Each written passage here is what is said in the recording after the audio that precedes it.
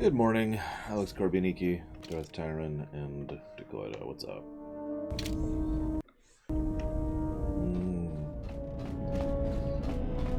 I mean, it wouldn't be the first time, Alex.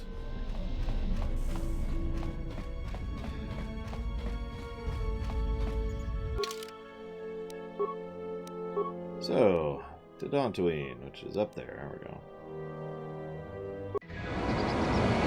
Instantly! Sorry, I love doing that. And Mr. Red.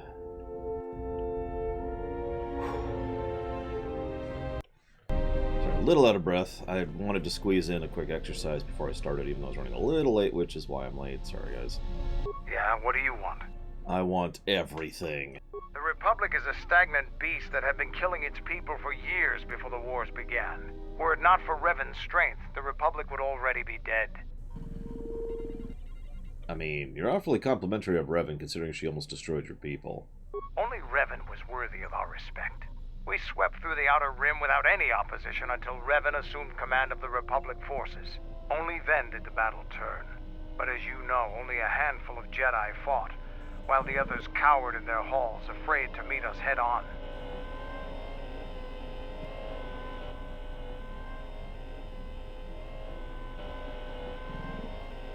A power level argument? Good morning, Black Val. Good morning, Leander. Enjoy work, Zeiss, as best as you're able. And I'll put that towards the Depression Simulator 5000.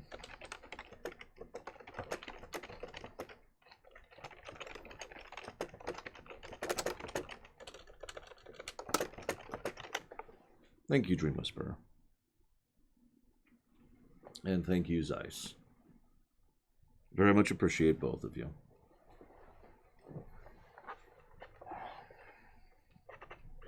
Oh, those... Ah, gotcha. That's not what I was picturing. 6,000. Great.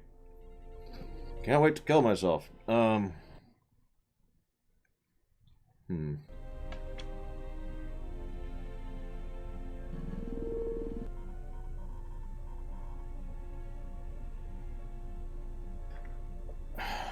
No, Mr. Red.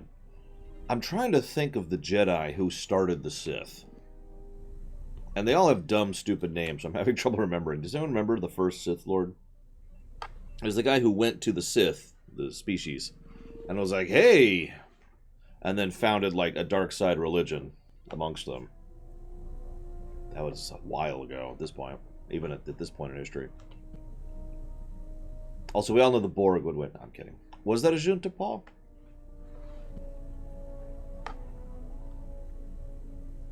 You know what? I believe you, because that sounds right. So yeah, I would say that Ajunta Paul probably is the actual closest thing to the origination of the Sith as we think of them. That's going back quite a ways, admittedly. But yeah, I'm pretty sure we'll be talking about that during the Sith Warrior storyline. Anyways. So I'm going to go ahead and say it wasn't fear that kept the Jedi from fighting, even though, you know... I'm sure there were good reasons. I'm not accusing you of being a coward. You commanded the Republic fleet that destroyed ours. You were a worthy opponent. Now, was there something else you needed? Nope, just saying hi to Lord Harrimont. Hi to Lord Harrimont. So, what was it you wanted to ask me? You fought with Revan and Malak during the Mandalorian Wars. Why?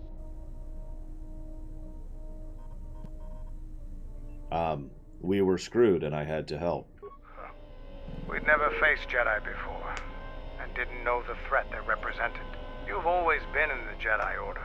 Things that are common knowledge to you are rumors and stories to the rest of the galaxy. We only knew what we had seen in holovids and from our experience with Exar Kun. And by that time, he was completely a Sith. We thought we would triumph easily over such noble and compassionate leaders. Those are weaknesses we easily exploited in the past. What did you think of us? I mean, I'm not going to be honest to him here. So. And that is how we thought of you. Not of the Jedi in particular, but the men and women who joined Revan and Malak to fight against us. You turned a demoralized, defeated mess into a coordinated army. You brought tactics, backbone, and above all else, victory to them. Ever consider what would have happened if we'd won? The Sith would have been nothing more than a border skirmish against the might of my clans. We would have brought a new age of strength and expansion to the Republic, with a wealth of the core worlds providing arms and warships to fuel our growth. Instead, the Republic won. Look around you. Look at what your precious victory has brought you. I ask you this, is the galaxy better off for the Republic's victory? I mean, you guys couldn't actually run the Republic, that's the problem. I suppose we'll never know. Now, is there something else you needed? Although you'll notice what he's talking about sounds a whole lot like a typical Sith Empire, doesn't it? And yeah, considering the Mandalorian's typical approach to things, that would have ruined galactic civilization in a short order, and almost immediately led to thousands, if not millions, of rebellion skirmishes everywhere. However, you'll notice that once again KOTOR 2 is setting up KOTOR 3. You know, the one we never got. Because this is yet another time in which you're posed the question, what would have happened if the Mandalorians had won? In fact, actually, if you're paying attention to whether the Mandalorians won or lost, a hidden Sith threat would have still triumphed. Either the Republic cracks itself beating the Mandalorians, or the Mandalorians crack the Republic, and in so doing basically ruin the territory they were trying to conquer, and then they can't hold on to it. Mongolian Empire. And as a direct consequence, it's easy pickings either way. Huh. So, we're good. Get that little combo in.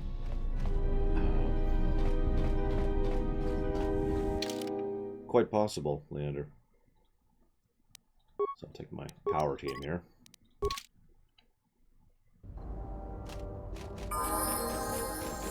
Oh, sorry, Visas. I thought I leveled you.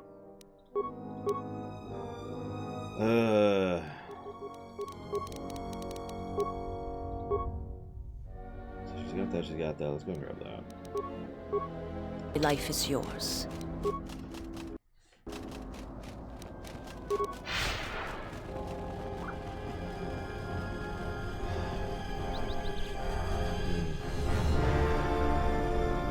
Mandalorians. Easy answer, Mr. Red.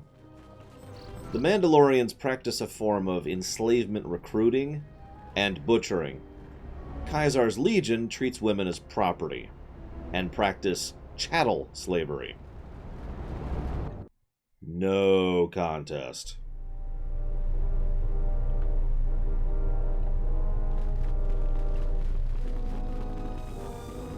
Remind me what I said, Hazardous. I'm sorry. Oh, the song, right? I need to go this way, I think? That should be everyone.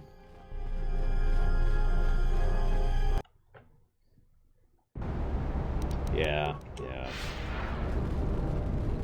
To this day, I like that song. I mean, it's FF6 music, of course I like that song. But to this day, that's one of the things I think of when I think of that. Sorry, Bad Diesel. I mean, I technically could release those faster than once a week, but no.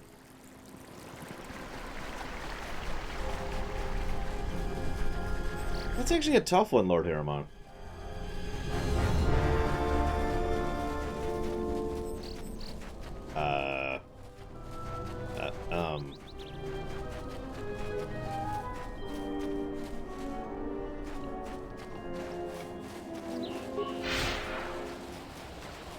Yeah, see, the thing is, I think I'm leaning towards the Exile. The problem is the Sith Warrior is also supposed to be super strong, but mostly in a straight one-on-one lightsaber fight. You know, not a lot of real... Basically, the Exile can be any type of Force user. The Sith Warrior is a freaking juggernaut, right?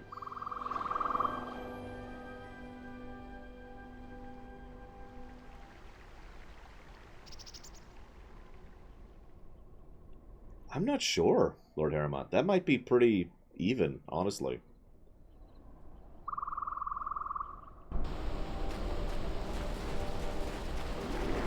Yeah, I'm actually kind of with Takoida on that. Remember, one of the Exile's biggest straight... I mean, the Exile's damn good in a fight. And that's in lore, not just in the game. But one of the bigger points is that the Exile is the general, right? The commander, the frontline leader. Good at connecting and getting people together. And as a direct consequence, I think the Exile would have enough tactical sense to recognize what he's fighting and just be like, nope, and just try to get out of there. Because the Sith Warrior is a straight-up juggernaut. Like, the Sith Warrior is effectively like playing Darth Sion. Or Vader, which is what it was actually modeled after.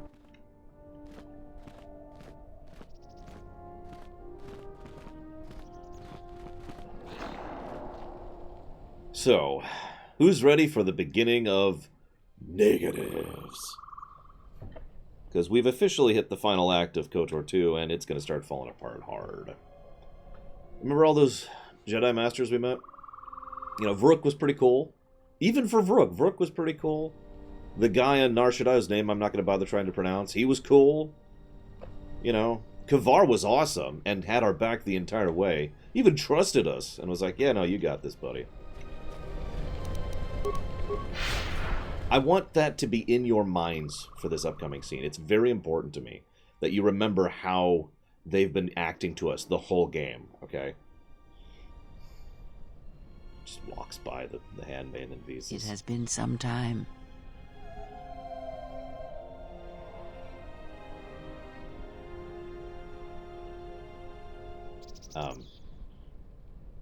Game.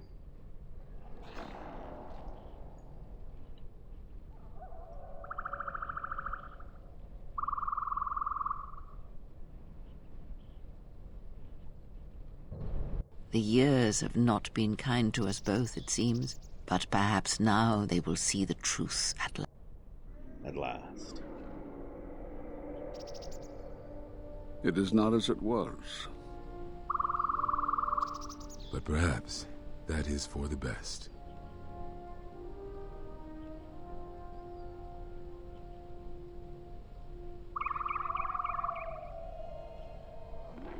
We were wondering when you would arrive. This moment has taken some time to reach us, and I imagine you have many questions.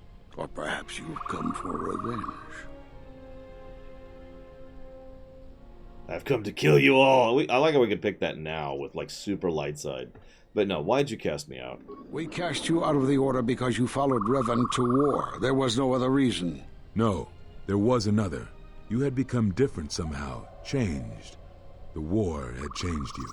You were no longer a Jedi, but we could not tell you why. Some explanations mean nothing unless the one who suffers comes to the answer on their own. What had happened to you was punishment enough, and the Jedi do not kill their prisoners. And if you had stayed, you would have changed us, and that we could not allow. What do you mean? You already know the answer. You've noticed it in those who travel with you. Could you just give me a straight answer, please?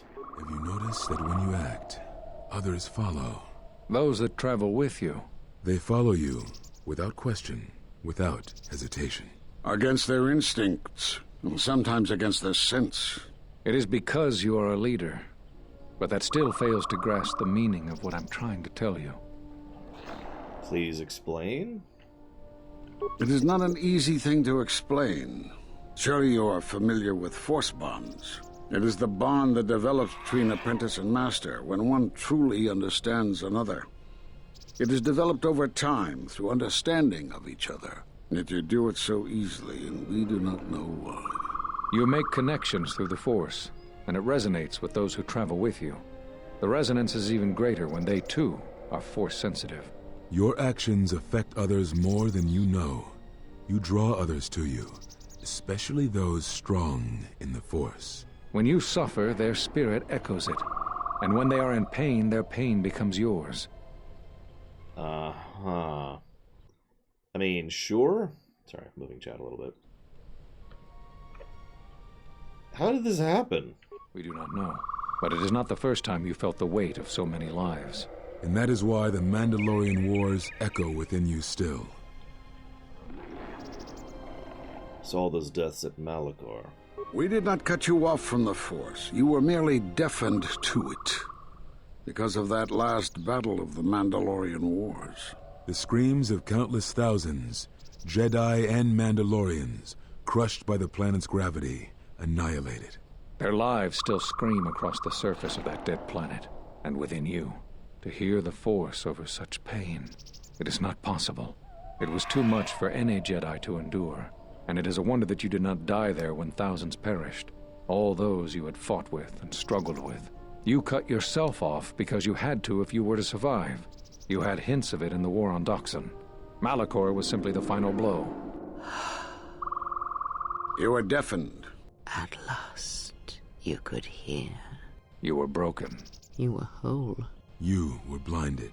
And at last, you saw. When you returned to us, we saw what had happened. You carry all those deaths at Malachor within you, and it has left a hole, a hunger that cannot be filled. In you, we saw a wound in the Force.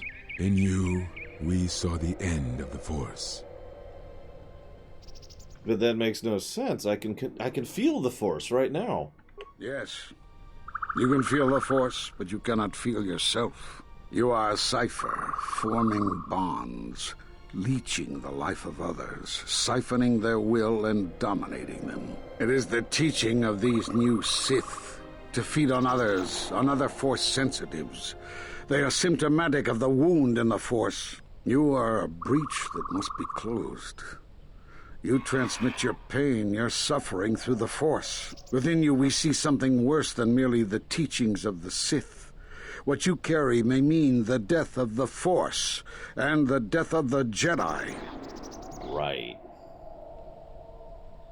So, it's worth noting, you'll notice how, this is important, you notice how Vrook is really taking the fore here? The other two are with him, but Vrook is clearly steering this conversation.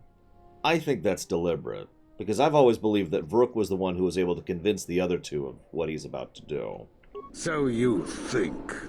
It is not the strength of a Jedi you feel. He's right.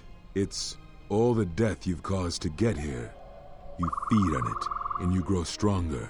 You're like Malachor. It's in you, it's what you are now. You must have noticed as you fought across all these planets, killing hundreds, only to become more and more powerful. Why do you think that was? But what's worse is that bonding you have. It hasn't gone away. It's gotten stronger, and the more attachments you form, the more you draw others to you.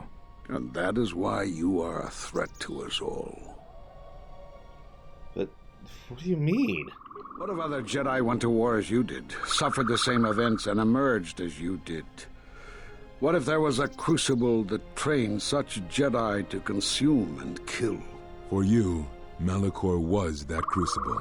What's worse is these Sith that we face. I fear that they have learned the lesson of Malachor all too well. It is what allows them to prey on Force users, to become stronger when Force sensitives are near. Somehow they have learned their hunger from you. And so you have brought about the end of the Jedi, and perhaps all the knowledge of the Force. But it is of no consequence. Your ability to make such connections, such bonds so easily are why you cannot remain. You are a threat to living creatures and all who feel the Force. You will lead the Sith here, and that we cannot allow. Our judgment before remains. Exile. You must leave. And you must leave without your tie to the Force. It is a punishment reserved for only a few, and only when necessary. But we have the power to cut you off from the Force, and it must be done. Forgive us, but it is necessary.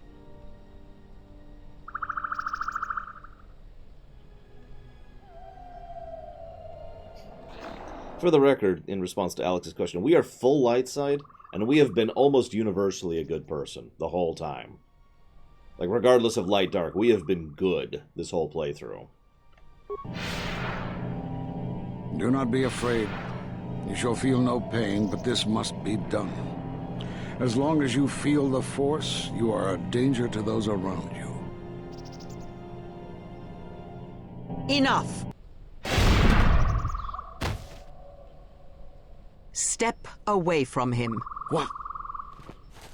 Step away. He has brought truth, and you condemn it? The arrogance. You will not harm him. You will not harm him ever again. I thought you had died in the Mandalorian Wars. Die? No. Became stronger. Yes. Is this your new master, Exile? If so, then you follow Revan's path. Her teachings will cause you to fall as surely as she did. We sought to lure the Sith out, and now they have come to us. As you would pass judgment on him, I have come to pass judgment on you all. Do you wish to feel the teachings born of the Mandalorian Wars? Of all tragedies that scream across the galaxy? Let me show you. You, who have forever seen the galaxy through the Force. See it through the eyes of the Exile.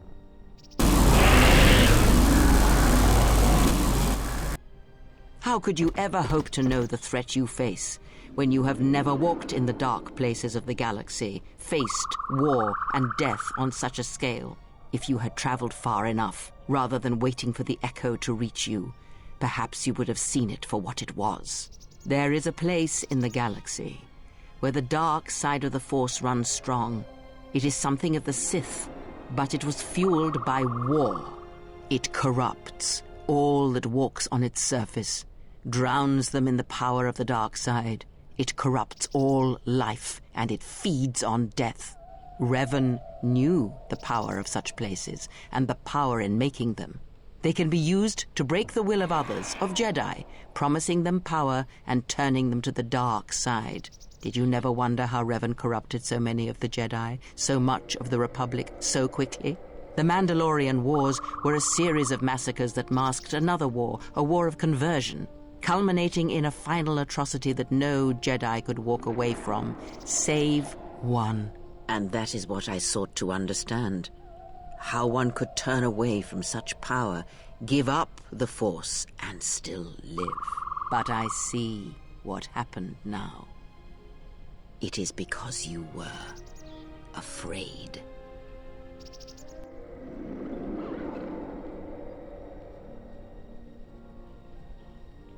It is done. He is no more. Take me to Atris. She will have the strength to do what the Council cannot.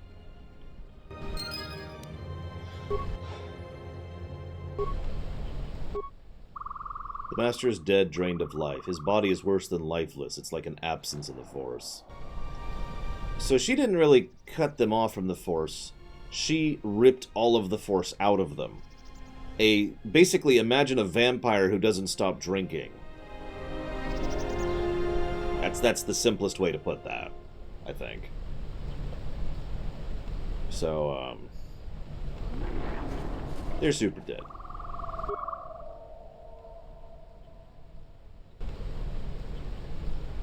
And yeah, the animation, it's actually the exact same animation Nihilus uses later, which is the Force Drain, Life Drain, whatever the heck it's actually called in-game, I don't remember. It's a power you can get. Now, I'm sorry, to me that deserves a story negative, and for several reasons.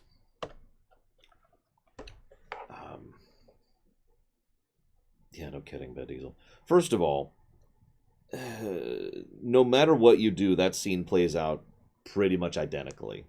There's like 2 lines of dialogue that change depending on how you play the game. That's it. Second of all, as I already mentioned, picture the Jedi Masters and how reasonable they were, and how positive they were, and oh, screw you, we're going to cut you off and cast you out in the galaxy because screw you.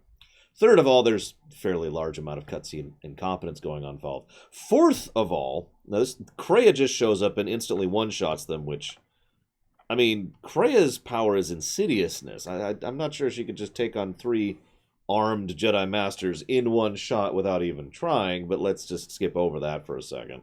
Fourth of all, Kreia then infodumps hard. Now, I understand the need for exposition when it comes to fiction. Of course I do. But that was actually pretty bad exposition. You'll notice that in lore, she was basically just talking to us, even as she was lamenting them, as they were already dead.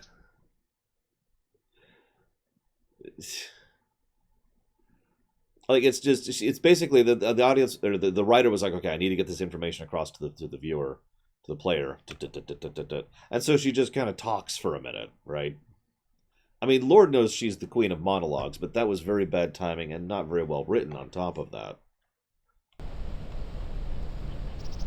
So for those 4 reasons, I think this is a bad scene. The only thing that's satisfying about that scene to me is watching her instantly kill them.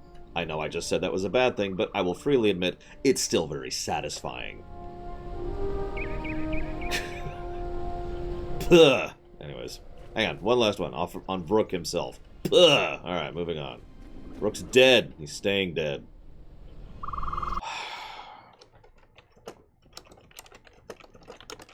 I'll type up more details later, but no, I'm sorry. That's just not a good scene in my opinion. Now, the funny thing is, I think it could be made into a good scene relatively easily. All it would take is a little more time and a little more, you know, stretching out of some of the specifics rather than just, you know. Time to go to what is effectively the last dungeon.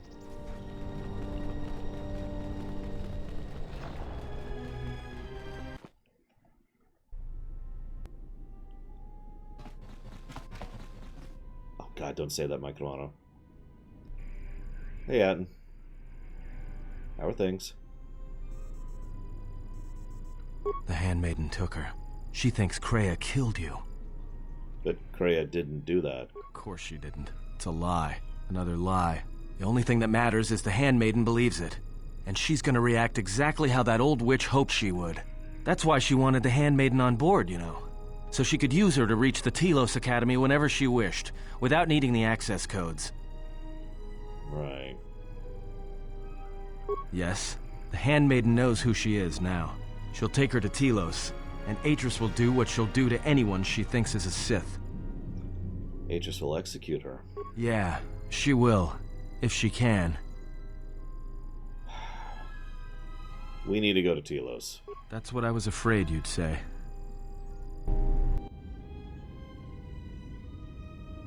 I was thinking something similar, wrong? Dakota. Something troubles you. I can feel it. Hey, Visas. I fear I've been influencing you all without realizing it. Which is stupid. If I could be so bold, I think the whole influencing directly through the Force thing is a load of hooey. My opinion. Hear me out for a second. My take on this, hi Tazara, is that we're a very charismatic person who is a good general and a good leader. You know, a person who can unite people. Now you're probably thinking, well, yeah, of course you are. You're using Force bonds.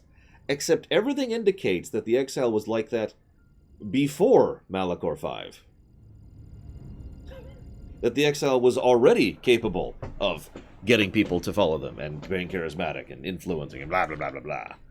So, on top of that, I also think that we're literally not doing what Kreia is doing. In fact, we're also not doing what Nihilus is doing while we're on the subject. What we are doing is simply being a good leader. We're being a shepherd. Let's just call it what it is. For all of Shepard's stupidity, they were good at uniting people and forming a team, right? So I don't buy it. Now, what makes me think the Exile learned Force bonds of Malachor? Because that's what the Jedi were saying, Mike Domano. That's what the Jedi Masters just said. You have been using them and uniting them and influencing them and blah, blah, frickin' blue, right?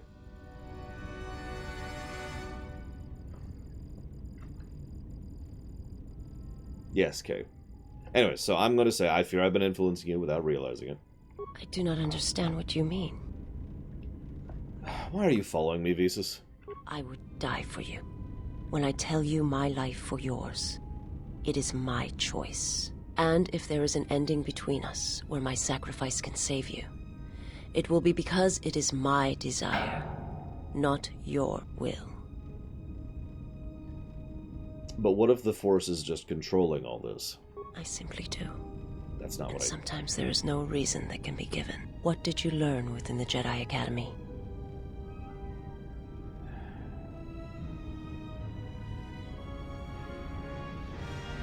What's interesting is I don't agree with any of the 3 of those. Because part of the thing is you have to consider the possibility that the wound can heal on its own. Which is admittedly a debatable... Now, I know what you're thinking. The Revan book clearly says the wound goes away on its own. But the problem is the Revan book literally just kind of glosses over the wound thing entirely. Barely acknowledges it.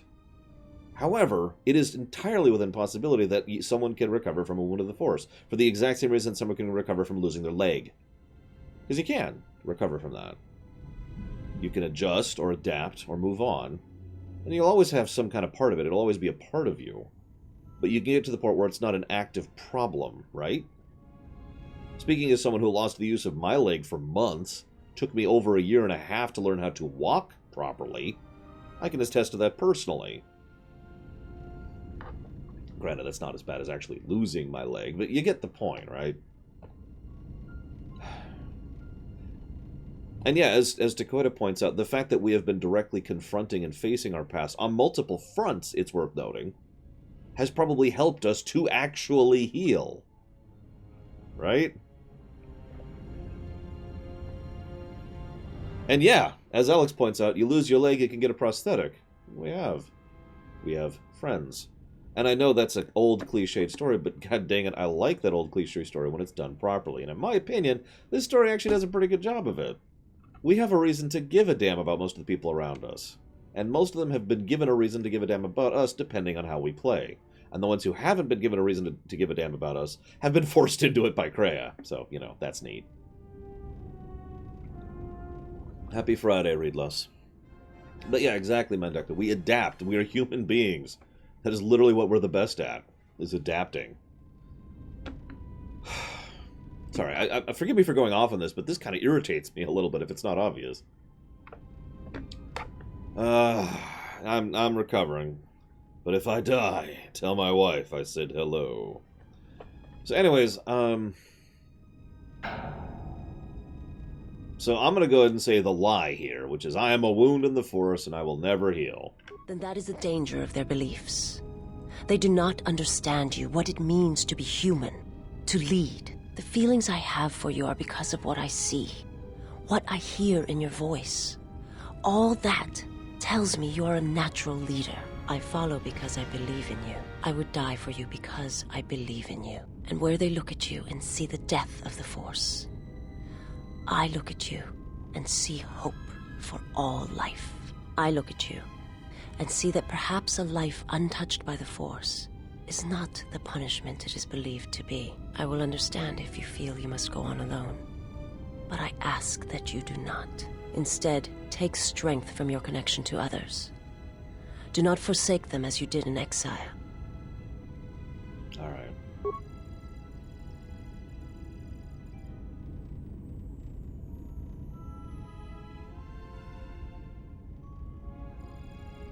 Wait, what's wrong?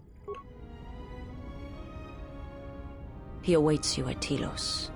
If you go there, you must face him. And when you do, he will wound you, as he has wounded me. He may wound me, but I will kill him. I ask you, I beg you, to stay here with me. I do not indulge my servants. God, some of these dialogue options. I can stay as long as I can. I want to look upon you, where no one else can see. Where it is just us. I want to see your face, the color of your skin. I wish to see what the handmaiden sees when she looks at you, that causes her heart to race and her tone to change. What causes her to forsake her heritage, her oaths, as you made me forsake mine. I need to know if perhaps I am wrong. If the universe is not as my master once showed me.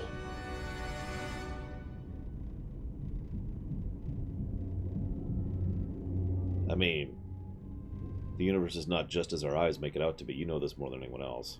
From the moment I heard your voice across the galaxy, I have longed for you. It is the echo, a wound that travels still, that when heard, made me understand that there was another wounded as I was. One who had felt the same sense of loss. When I heard it, I loved you more than my own life. And I wanted you to be here with me for as long as you will let me love you. Stay. And I want you to see what I see when I gaze upon you. I want you to know why I cannot look at you, and why I am drawn to you.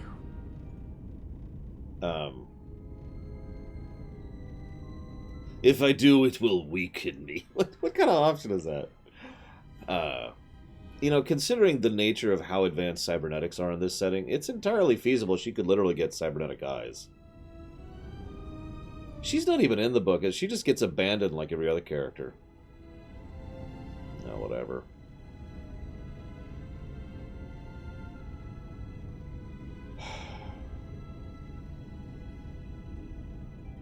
Whatever. I mean, you'd think a salaryman would mean a bunch of things, Gum Gum.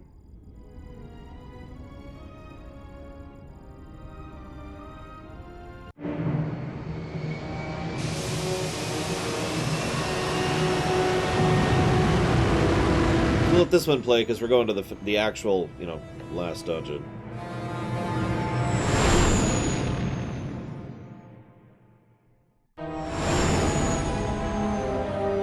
We're not actually at the... This is like a 3-phase last dungeon here. Not counting the actual last dungeon, which can go to hell.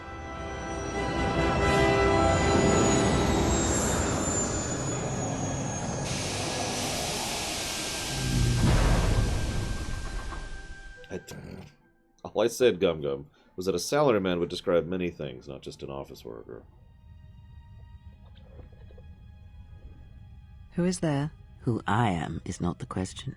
I am Atris, Jedi Master, the last historian of the Jedi, the last of the Jedi. Those are titles, words you cling to as the darkness falls around you.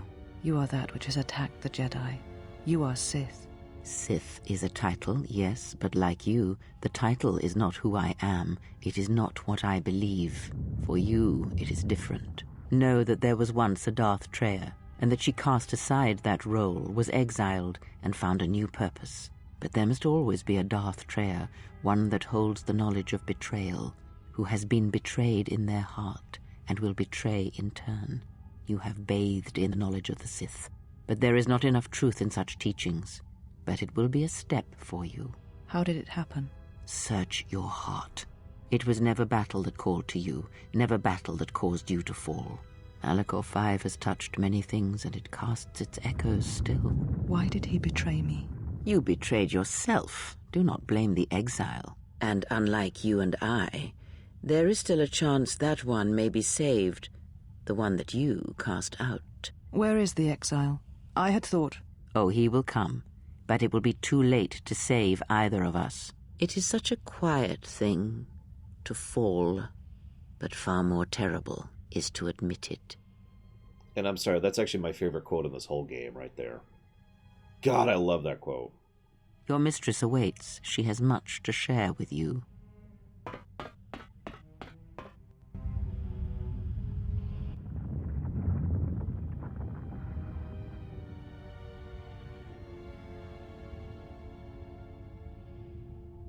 The last of the handmaidens is before us. It is good that you have returned. You have much to answer for. What are you saying? You have betrayed us. You have betrayed Atris. You are no longer one of us. You followed the Jedi, betrayed your oath. Listen to me. Atris has been touched by the Sith. It is not too late for... Silence. It is a crime to kill blood, but not to kill a betrayer as you. You're right, I'm not really one of you. So... I will not fight you is the stupidest thing I could possibly say here. We shall see. You were always the last of us, and now we shall show you why.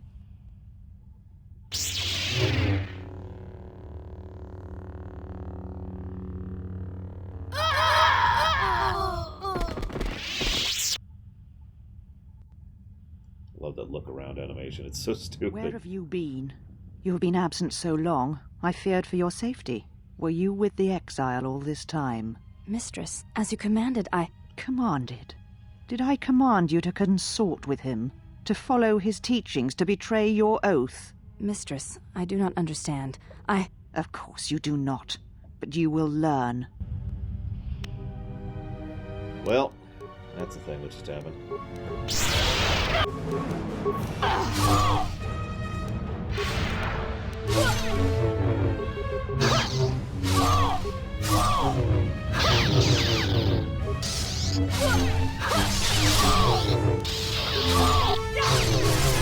This will teach you.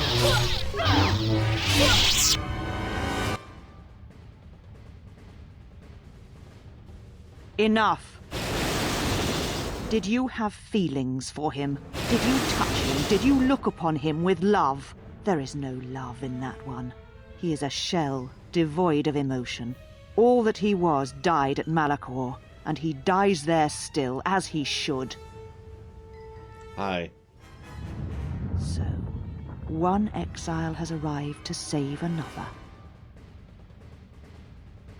You really have fallen truly far, Atris, if you're going to try and murder a helpless opponent. It is no crime to kill the Sith, or any that threaten the Republic, as you proved in the Mandalorian Wars. This is now my battle, and you are now my enemy. I don't want to fight you, Atris. Truthfully, you are a deliriously, deliciously broken individual. It's probably going to get a plus if I haven't already given her one. I think I did, but I'll double check. Anyways. Such a noble offer. Your execution has been too long delayed, Exile. No, the handmaiden, no. She's very dead forever. So, I'm no Sith warrior. This is going to take me a second. Yeah. So that was 1 round and 2 rounds.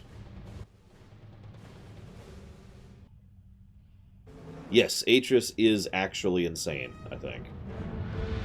She is self-delusional to a mind-warpingly degree. Check on the handmaiden. You okay? You okay? No? Okay. She's cool. She's cool. We're cool.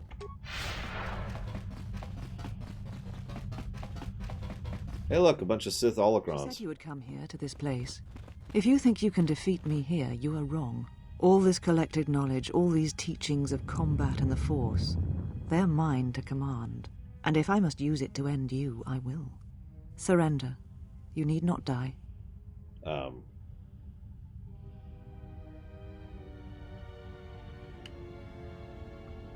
You realize you fell to the dark side, right, Atris? Atris? That is not who I am, not any longer. She has not existed for some time, I think. There was always something else within me. It just took time for its voice to be heard. What is this place? All the knowledge of the Sith, gathered from across the galaxy. Oh, that's brought safe. Here by my servants, so that I might uncover their secrets, and use them to track them down. But now they have been drawn from the shadows of the Outer Rim, and the only final matter to attend to is finishing you. It's a good time to mention that holocrons in the EU usually exude force. Like, simply having it there will slowly put out a continuous pulse of force, which will actually fill up the area with that type of force. Light side and dark side both. Which means, if you have a room filled with Sith holocrons, that room is just being bathed in the dark side. Continuously. Nonstop. This is where she meditates. Do you know where the Sith are striking from? I do not know, yet, but it does not matter. They have come here to face the Republic in battle, and they will be destroyed. You have placed everyone on the Citadel station in jeopardy. Yes, the Sith are here at last. You have brought them to this place as I had foreseen. It has all been part of my plans for you. And when I defeat you and the forces you have brought to Telos, I shall take the battle to the heart of the Sith and wipe them out forever. This is a good time to mention that Atris has been behind most of the events of the entire game, and is arguably more of a villain than Nihilus or even Kreia. These Sith are cowards, striking from the shadows to kill Jedi. I needed a target to draw them out, but I could not risk my own life, all that remained of the Jedi. So I arranged for you to return to the Republic, leaked information of your past, and then waited for the Sith to come. And they did. But you came to Telos against my predictions. Now they are here, I can finally face this enemy and defeat them. What happened to you, Atris? The old woman you travelled with finally made me listen to myself, to the galaxy. She said that you would come here, and that you would face me in battle. But...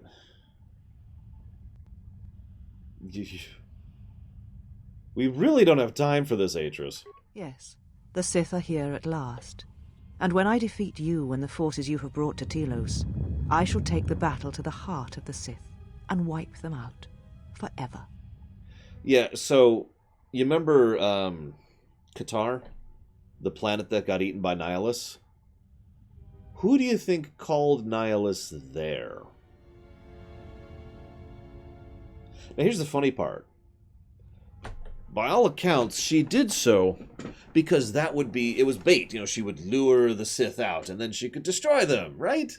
Right? Right?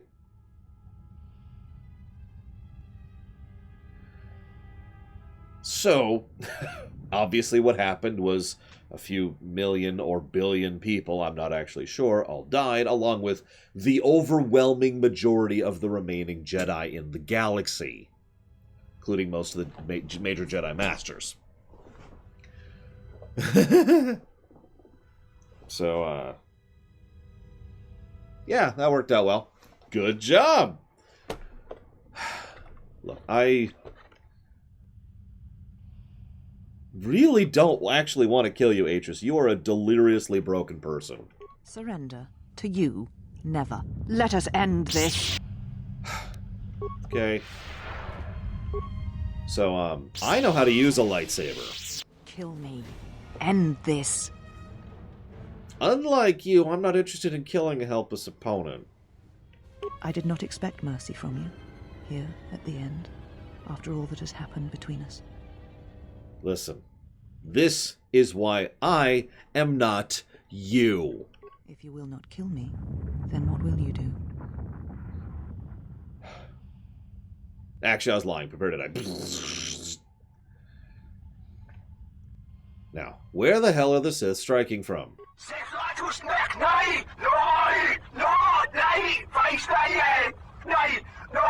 But this is going to be loud.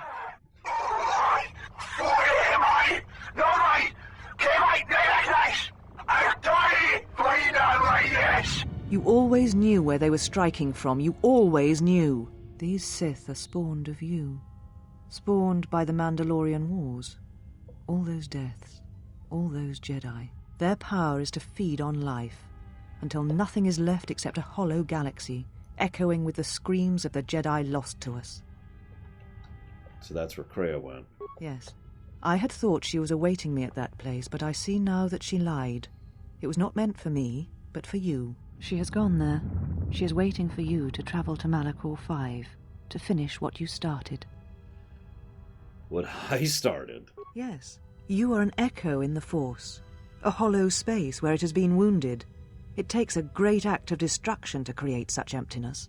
But it can be done. It creates places where the Force is difficult to hear, and difficult to find one's way. And you carry it with you, always. What does this have to do with Kreia? Now she seeks to create another echo, a wound in the Force. Greater than the one before, greater than the one you caused. It will deafen all touched by the Force until no life is left. You were strong enough to withstand it once, but few have your strength in such matters, especially if they are unprepared. So, this is Kreia's overall goal. Killing the Force. I do not know. But she needs you there. If you choose not to follow, she will murder herself at the heart of Malachor, and you will die along with her. Why? You are important to her somehow, but I do not know for certain. You should probably tell me this. She is willing to sacrifice herself at the heart of that graveyard world for you. A choice others have made in the past. A choice I wish to make. It is because I care for you, and I suspect that you alone hold that place in her heart where nothing else lives. And that is why you are the only one who can stop the destruction to come. By the way, it really feels weird that 4 of the female characters surrounding the male exile all have at least some romantic feelings for us.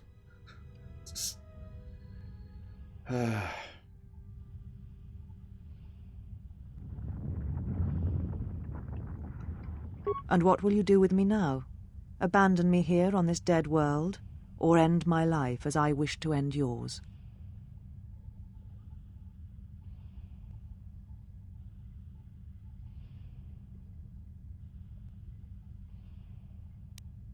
You will answer for your crimes before the council. What council?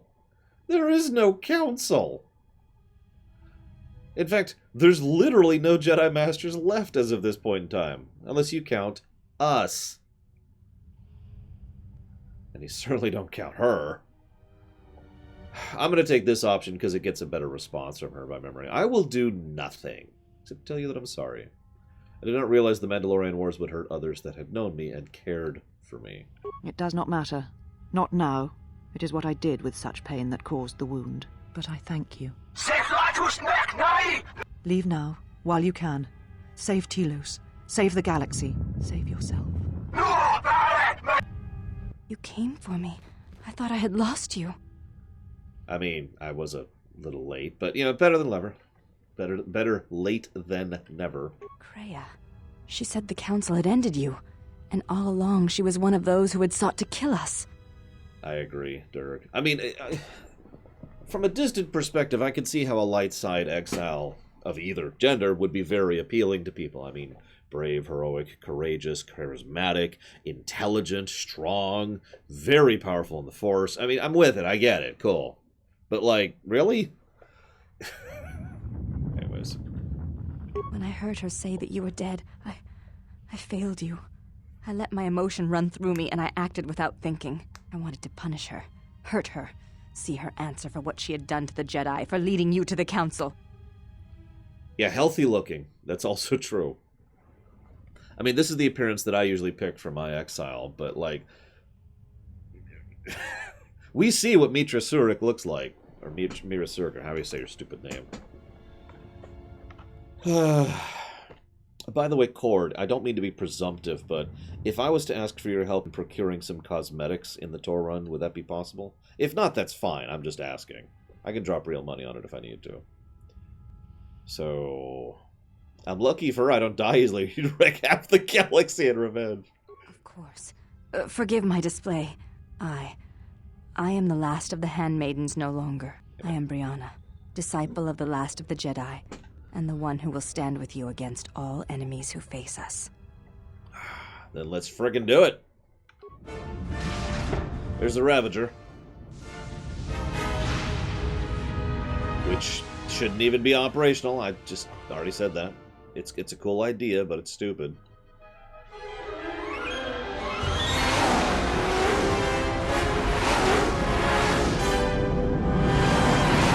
You're right, Mike Romano. And of course, you are right. We have just finished training the new council. Well, what do we have here? I didn't believe it when Lino reported the Ebon Hawk at dock, but I guess it really has. Though given the trouble we've been having, maybe I shouldn't be surprised to see you. Yeah. We've got company. Can we deal with this? Lieutenant Gren, Sith forces have breached the module and are attempting to pen us up in the compound. Damn! Zeron, I need you and your men to break through and lead the assault. With pleasure, Lieutenant. All right, follow me. I'm sorry. Can I just say how much it amuses me to picture a Jedi Council consisting of Brianna, Visas Mar, Atton, and Bao Dur? I think I like that idea. It certainly couldn't be worse than the Jedi Councils we've had. It came out of nowhere. A fleet of warships dropped out of hyperspace, and before we could scramble fighters to intercept them, we were under attack. Oh, and Mira, sorry. Fighters everywhere. And the few flights we sent out were barely launched when the bombardment began. We did our best, but we couldn't stop the landing craft that followed the initial wave. We couldn't hold back the Sith troops. We chose to retreat and began the evacuation instead. Then there's also the fuel situation. Right, no fuel because of buggy quests. Because we don't have enough fuel, we won't be able to keep the station in orbit and operational and fight off the Sith at the same time. We'll try to make the best of what we have left, but it's going to be cutting it pretty close. The Sith numbers seem limitless, but we haven't lost all hope. We've heard reports that we might be receiving some assistance. Yep, we need to get to the Ravager. If you need to get to the Ravager, then you're going to have to fight your way to the shuttle from here to the entertainment module, then make your way to the docking shuttle. Good luck. Hey, Atten. Where'd he go? There he is. Get out of my party. Thank you.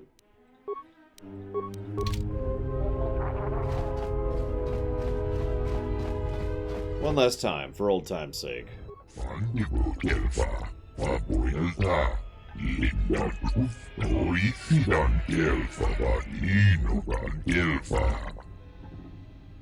What happened?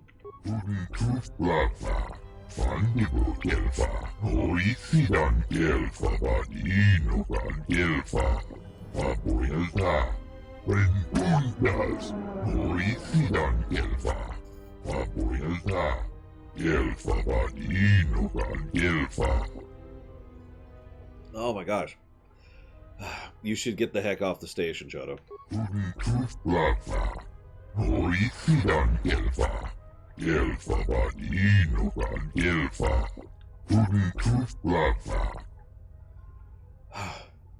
I'll deal with the Sith for you guys.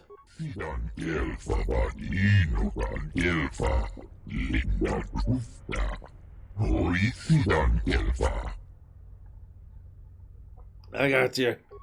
Okay, I'm hydrated for the day now. Ugh. Okay. Yeah, no pressure. Just a bunch of innocent people. We're all gonna die horribly if we don't save them all. Where the hell am I? Okay. I must leave you for a time to gather my Mandalorian warriors. We will rejoin you when the time comes for the assault on the Ravager. Watch your back. Don't worry about me. I can handle myself just fine. Look after your own health.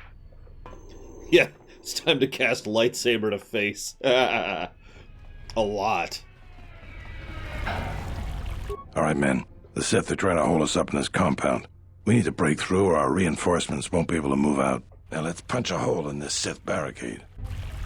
If you want to get through to the eastern part of the module, you better get going. Mines.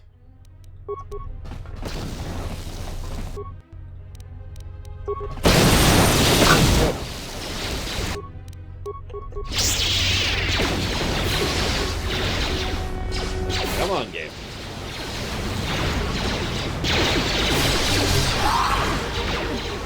You four guys versus the Sith. It's okay, he's got us too.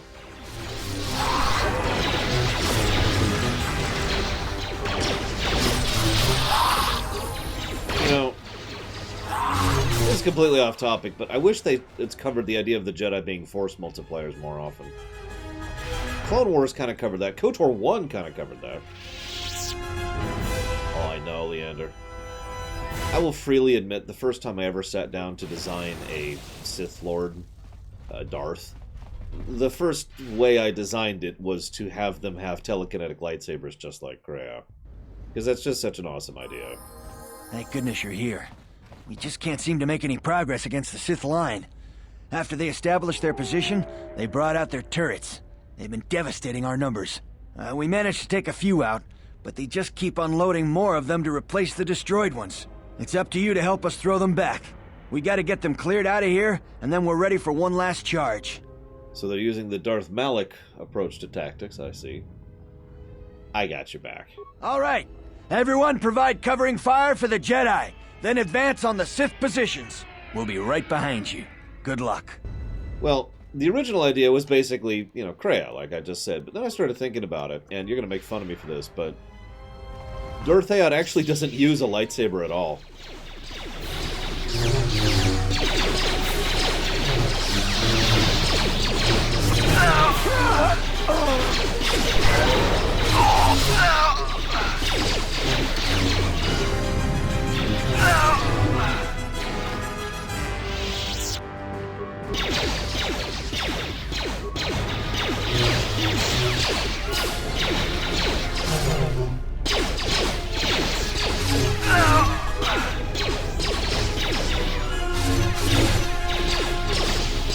Hello, Zalo.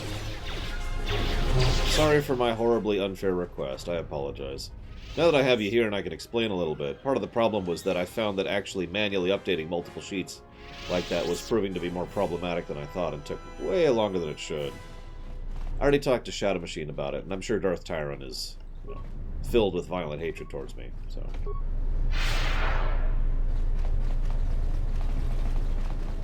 I mean, Darkside Fists only, you'd think that'd be feasible, right? Straight up boxing style. Thunk!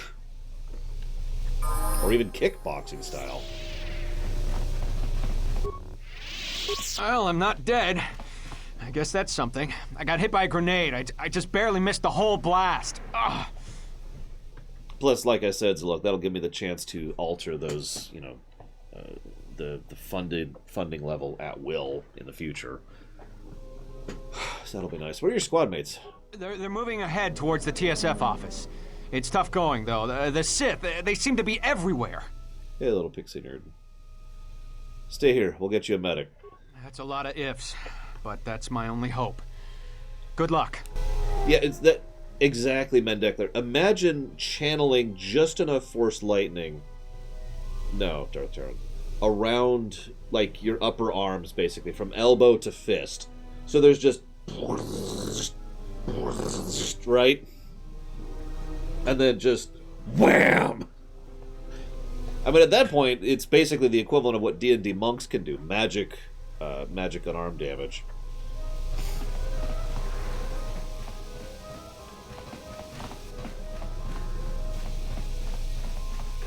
In fact, I like that idea so much. Now you got me thinking about it.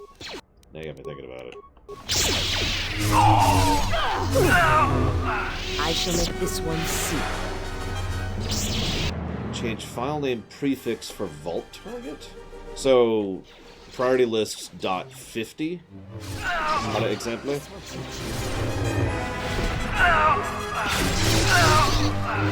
Yeah, no kidding, my Kamano.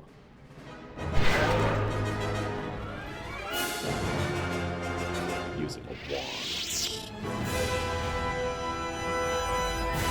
Okay, I'm down with that. That'd be an easy change. Oh god. Hi, I'm gonna grapple. What? But aren't you gonna try to use Force Lightning on me? Yes.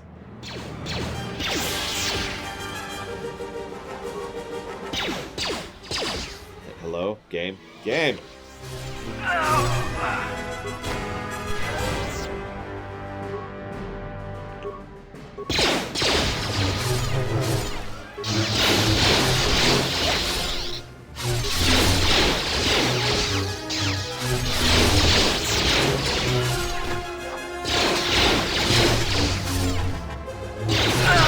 Now, if you really wanted to show off, I'm picturing, picture a whole slew of troops shooting blasters constantly, and there's several Jedi which are attacking you, and there's this Sith Lord just walking towards them with one hand out, deflecting the blaster shots, and he's just walking casually and calmly to his target, and as he gets close, he raises his hand, and the lightning starts at the fingertips and just kind of goes down.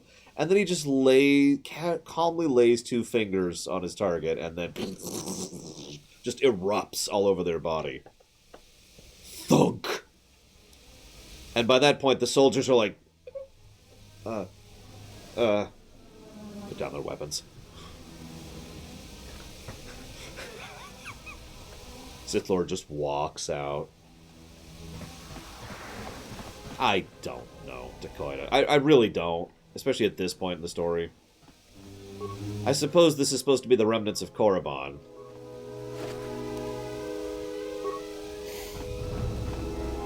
Anyways, I don't know yet, Cord. I've already bought one lightsaber crystal. The other one's going to take some cartel coins, which I can make happen. Which lightsaber... I've already decided which lightsaber crystal I use is going to depend on a race, which you guys are going to decide. That is actually a good question, Alex. So here's the answer. You ready for this? Because it's mind-blowing. Because Palpatine used lightning in Return of the Jedi.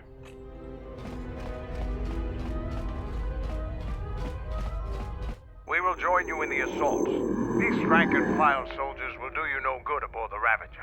Let we Mandalorians lead the charge into battle and to victory. Let's do it. Kelborn, Zuka, you will be joining us. You will not face this alone. I will go with you and be by your side. You got this, Visas. I would have it no other way. So let's get my party going. The exact same party config I just had. Actually, that's a good point, though. We could start that poll right now, because I'm sure there's plenty of people here who actually are interested in the Sith Warrior run. So, Vigilant will donate $3 to say, you should play such and such. And I mean, he donated money for it, so he gets the say, right? That's how that works. So I'm pretty sure.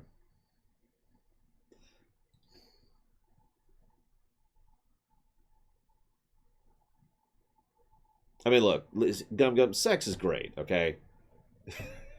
But I don't want to hear about what other people are doing sex-wise. That's just, no thank you. All right, so let's make a poll really quick.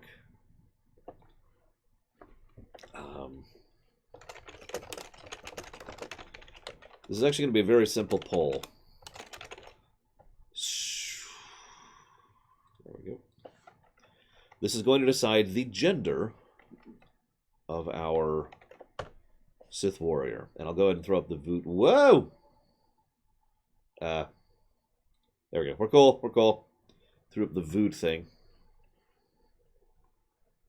Now I gotta see what Vigilant just donated for. Wait, you want me to what? With a toothpick? Well, either way, thank you very much, Vigilant. Very much appreciate the support, sir. If you'll give me a moment. Hello, Muhammad. I think Dakota? I don't actually remember.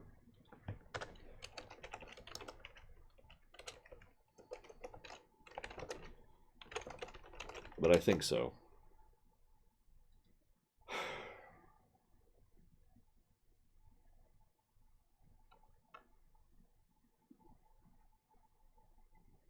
Why would you kill Kavar of all of them?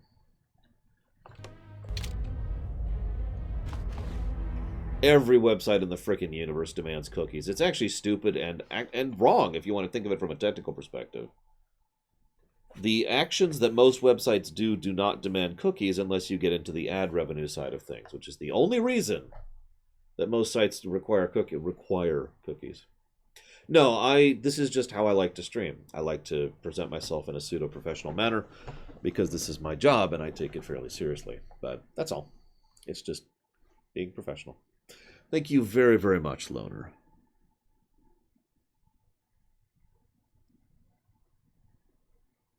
Very much appreciate your support for the LEGO ISD. Thank you. I'm not going to add the cents, though, if that's okay with you.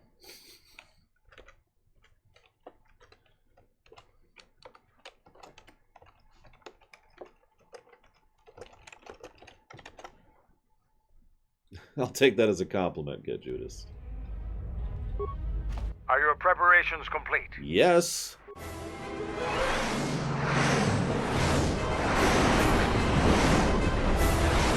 It's not that long of a game, Muhammad Elvis. Most games are not that long, Persona 5 notwithstanding.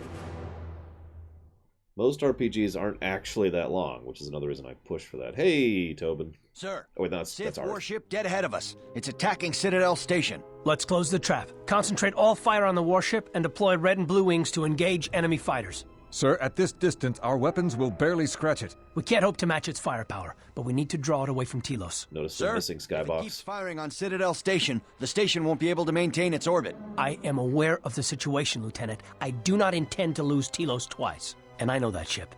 It was a Malachor 5.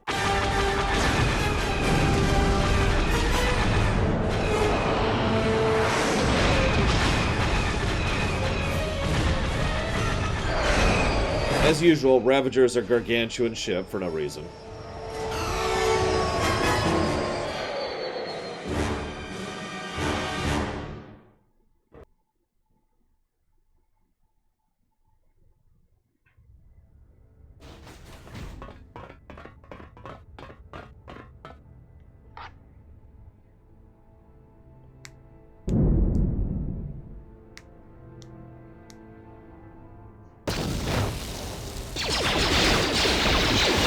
Hey, title screen music for the Ravager.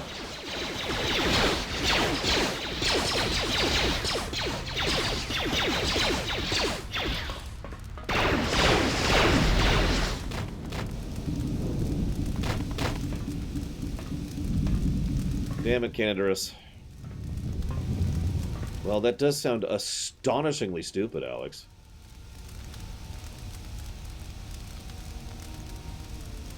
Mandalore, we have breached the hull of the Sith vessel and are securing the area. The vessel has suffered extensive structural damage, but its particle fields still maintain a minimal atmosphere within the ship. And our cargo? It's being brought aboard. Soon, teams will be dispatched to the target sites. Do the Republic forces suspect? No, Mandalore. The proton cores do not emit a signature that Republic ships can detect. If they do pick up the signal, they will assume it to be emanating from the ship's missile bays. Did you get an ID signature on this vessel? You were right about the vessel, Mandalore. It is of Malachor. It still bears the wounds of Mandalorian guns. Then let's finish this. And remind the galaxy of Malachor 5. What was that about? Nothing you need to worry about, Sith. You are coming with me. Don't get all sentimental. I just don't trust you to get the job done. Been waiting for this for 10 years. It's just time to do things the old-fashioned way. I mean, I had to kind of point this out, really. But, it's entirely feasible to say that Mandalore and guns and bombs finished this battle just as much as we did by actually killing Nihilus. In fact, considering how things work, it's entirely possible that even if we weren't here, they would have still managed to destroy the ship by just destroying the ship, and Nihilus would have either died in the ship's explosion or been stuck hovering in space until he slowly starved to death. Take it back. Here, just have some levels. Yeah. One of the things I've always liked about Star Wars is for how powerful the various Force wielders can be. Emperor Palpatine himself, if he was in a space shuttle out in space that got blown up, he'd be dead.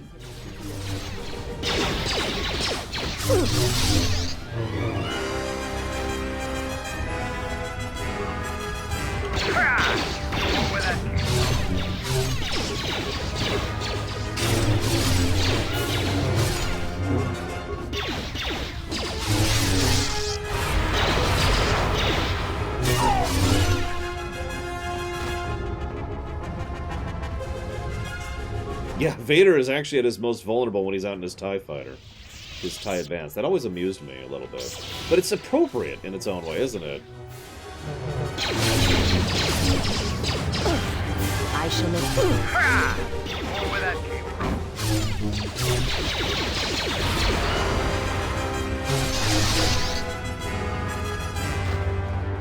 That's an interesting question, Lord Harriman, but I gotta be real. Obi-Wan would have just left the Order and trained him on his own.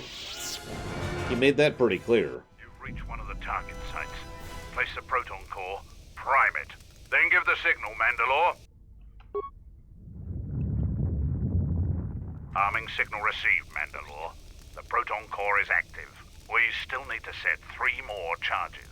Mandalore, we're holding our position, but the Sith appear to be offering little resistance. It's like they don't even realize we're here. Maybe an ambush. Stay on guard.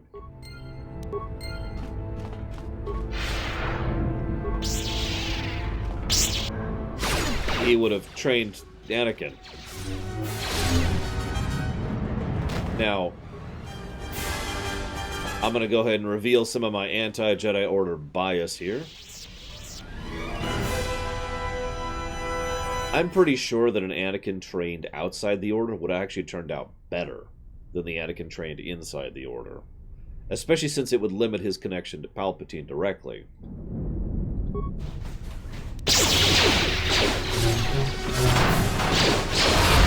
I mean, don't mistake me, Palpatine would find a way to still interact with him on some level. But it wouldn't have been a, I'm your new father figure kind of a thing.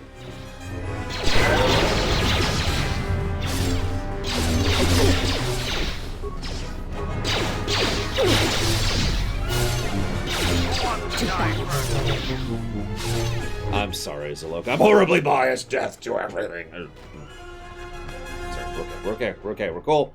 Everything's cool. Hello, Kritzers. I will murder you horribly for no reason. I'm not sure why.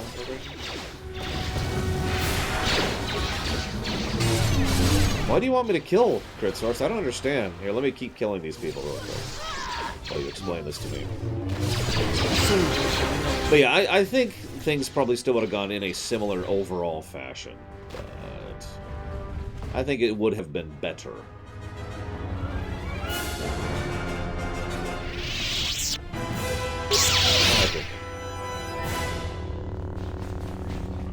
Where do you see, Alex? I need to come up with a Darth name. I never came up with a new Darth. I was going to ask you guys what would be a good Darth name for me. I feel like we talked about this during the KOTOR 1 run, but I don't remember any of the suggestions because I'm terrible and awful.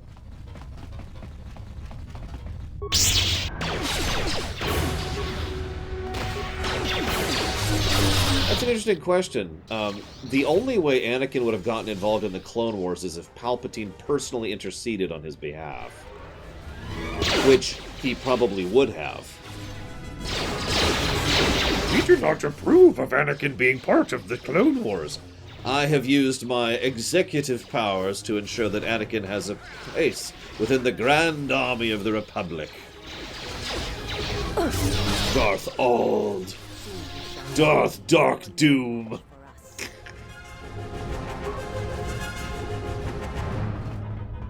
Listen. I'm not saying I'm already a Sith Lord.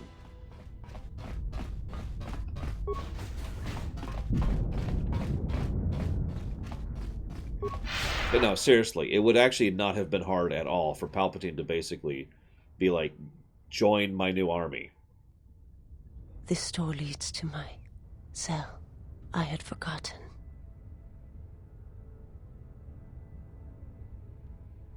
Is there anything you need, Visas? If there is time, I would like to center myself. There is a meditation chamber within my cell that I would visit one last time. You forgot Overlord. Oh, I guess that's Lore Lord. Never mind. Ugh. Do what must be done. Darth Ashe and Gaia. What's Ald part of, Taquita? Because all the Darth names are either variants on or mutators of other words. Surface, there is the Force. You know, Invader, Insidious. Oh, Bald. I didn't even think about that. Darthy. McDarthson. Where once there was a world that was strong in the Force, now there is a barren wasteland. It's okay. It's gonna be... It has taken time for me to return here. I lost my way, but I've been stronger for the journey. It's okay. It's gonna work. It's gonna work. What happens now shall not be done out of hate or revenge, but for the sake of all life. And I ask you, finally, to forgive me. This body is a prison no longer.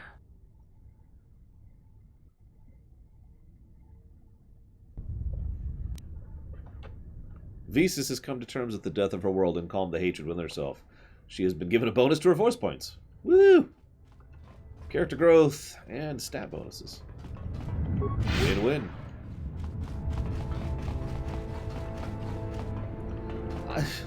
I mean, Visas Mar is probably one of the better examples of someone who uses the dark side who is not evil.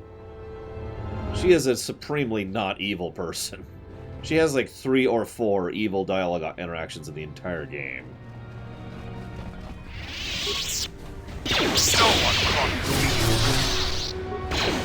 Necro. See, the problem is, ironically, Darth Thanaton would probably suit me, but it's taken.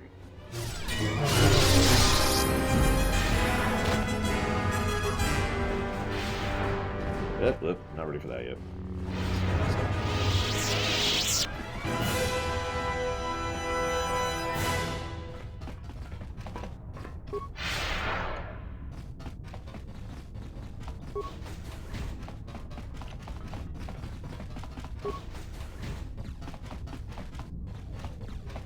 Just checking. Tobin! Buddy. Have you come to kill me? The final insult. Stripping Underon, my soldiers, my home from me, only to have me die here.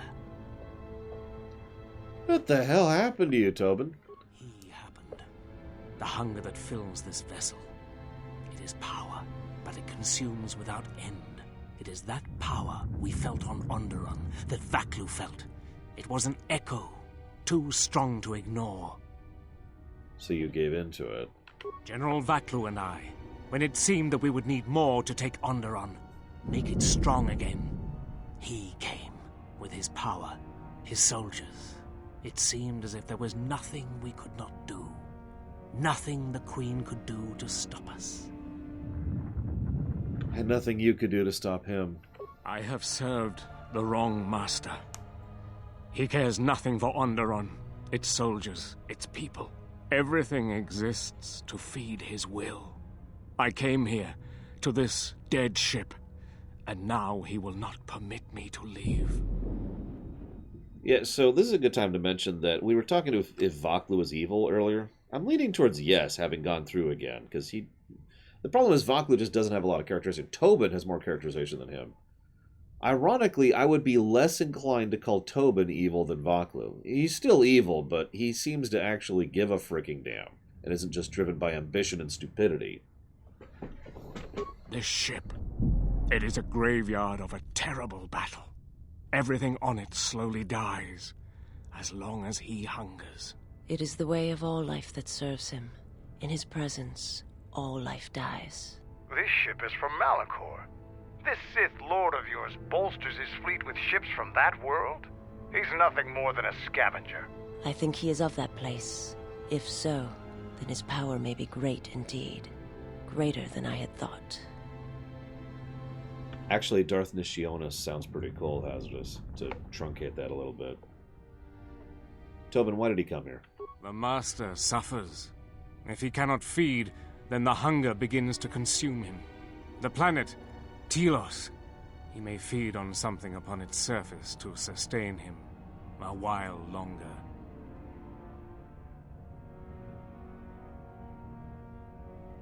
So, I'm here to stop your master. Well, hell, let's keep the dialogue going. Telos is dead! You think to lie to me still? I will not be deceived again. I told him, you know, what the old woman told me. I told him of the Academy here, of the Jedi here. I could not have kept it from him, even if I had wanted to. Oh, woman. He means that Jedi witch you travel with, Kreia. Yes, the old woman on Onderon. She spoke of the Jedi Academy here on Telos, and my master was forced to come here. It depends on your interpretation, Mr. Red. Yeah, admittedly, I don't know either, Lord Harriman. I can picture me using the dark side easily, because I am a very passionate, aggressive, make things happen kind of person. But that's my interpretation of the dark side. I'm pretty sure they're, the AU version of the dark side, which is I don't think I could bring myself to use. I'm not even sure I'd be capable of using it. I simply don't have the kind of anger and hate in me to sustain such a thing. Be like, I must make spiders suffer.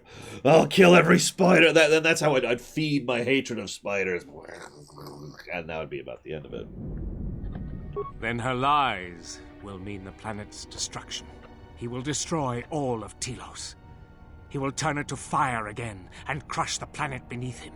He will devour them all, murder them all. If there are no Jedi here, then my lord cannot feed his hunger. He will destroy the planet, the station. He will cleanse it of life. Even if the people below are not Force-sensitive, the small amount he can feed on from the mass destruction of the station and the life on the planet will sustain him a while longer. And if there are no Jedi below, he will have no other choice. The EU... Again, it depends, Baron. Take your pick.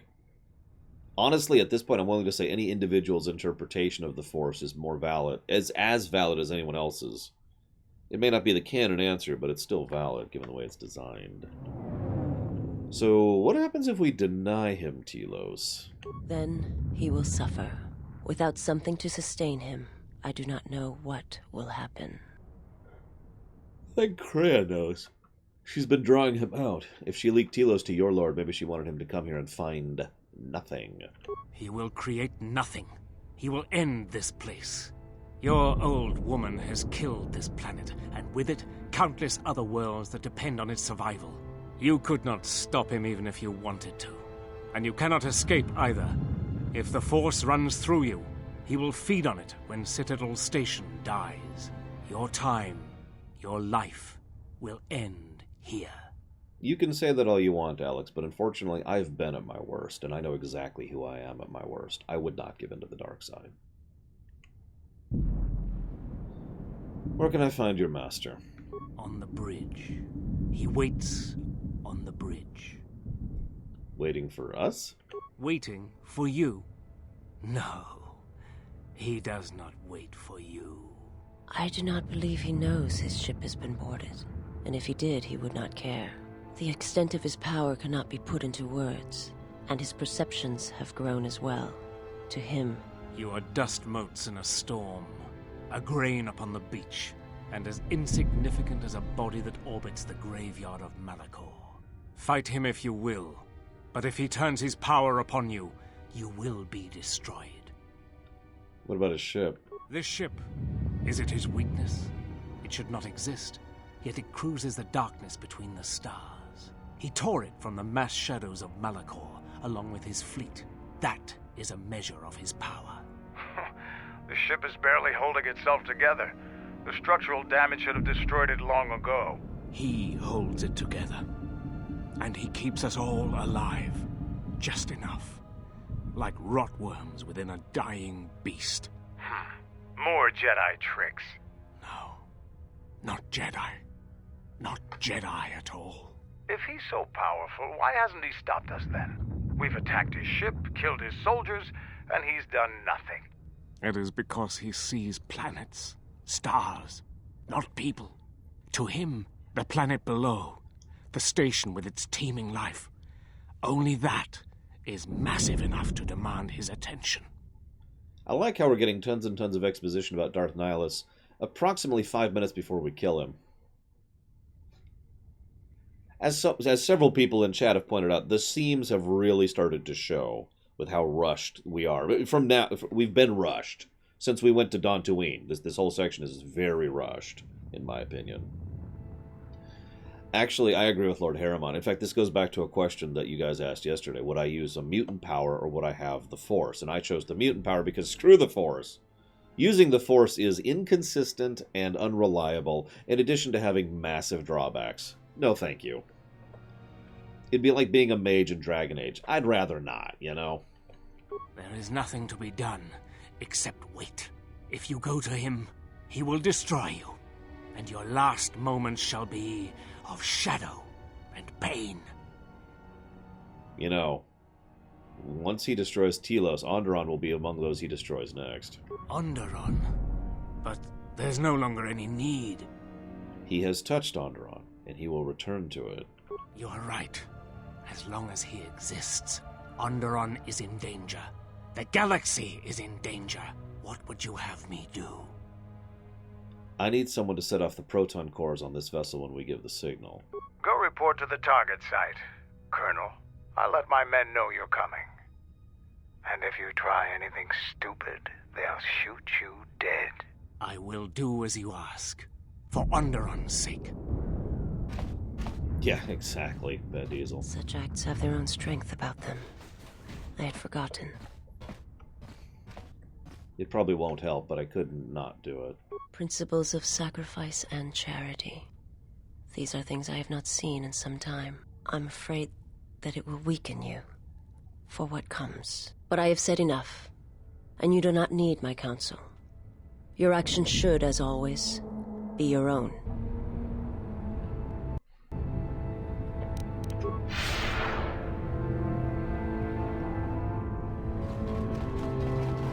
This is one of the reasons why I say Tobin's a better and more interesting character than Vaklu. At least we get something for Tobin. And there's an actual motive there, as Takoida points out. This should be... You reach one of the target sites.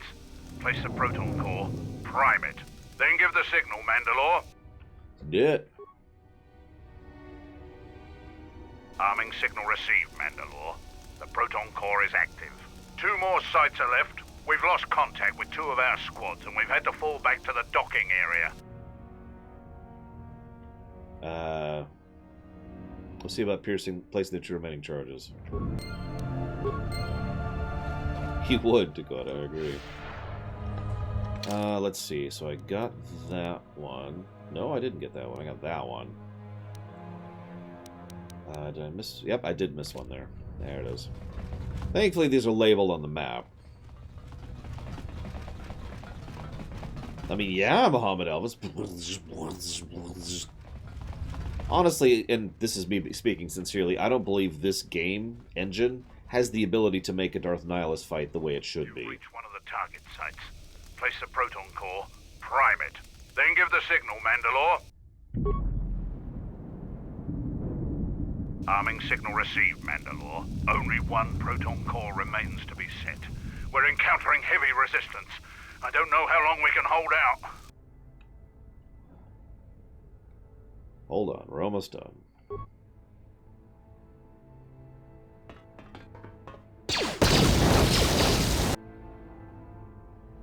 What the hell was that? I told you to wait! Mandalore, we've made contact with the enemy, and one of the cores has detonated prematurely. Was it in the target zone? No, Mandalore. We have failed you. I offer you my... Do we have another core? No, Mandalore. Even with the other 2 cores set in the ship, it will not be sufficient to destroy the vessel. We need to find another proton core, or we need to make one. All right, wait for my signal. This isn't over. And don't kill yourself before I tell you. Love you, Mandalore. Catholic. Gum gum. Okay, so we did that.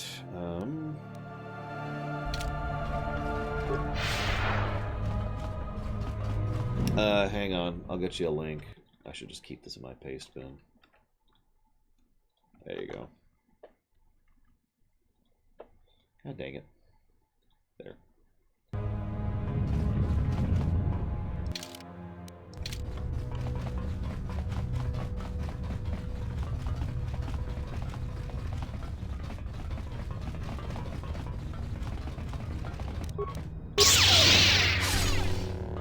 See, the thing is, if I could be blunt for just a second, I think Darth Nihilus is interesting in spite of his presentation in the game, not because of it.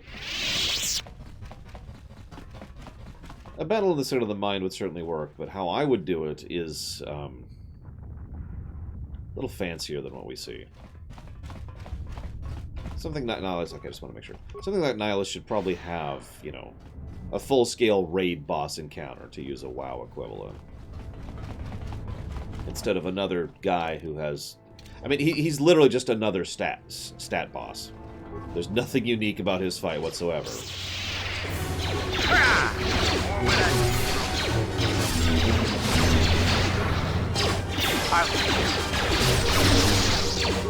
I shall make this one see. Now, granted, he's not the final boss.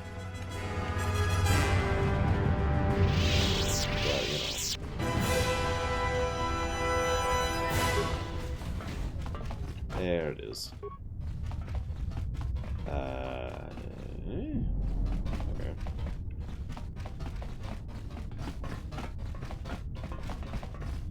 Scion in a one-on-one duel makes perfect sense. It's kind of his shtick.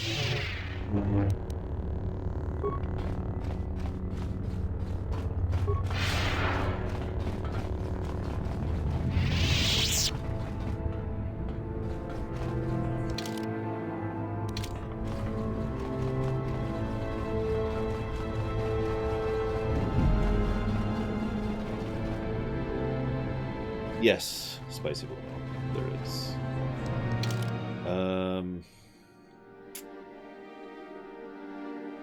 We have to go to the bridge now, don't we?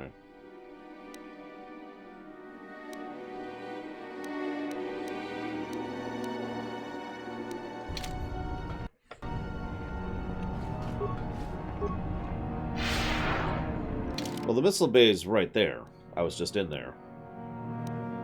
But I need the missile thingy. I need the ability to unlock it. Unless it's there? It might be there. Thank you, Bragan. We can check. I can run quickly.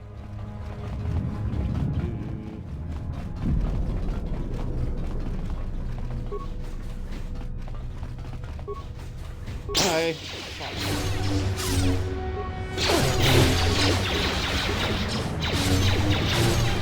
To battle.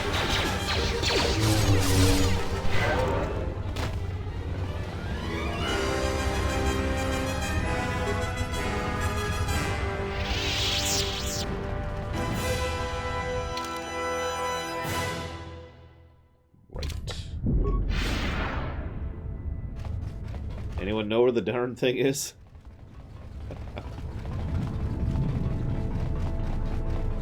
Because I don't, and I've been in every room now. Maybe there's something I missed in here. Let's double check really quick.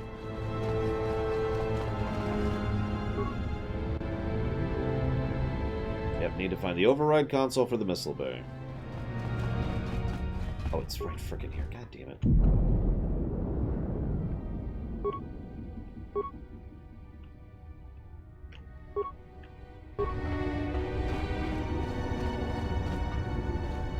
Hey, Captain Zeus.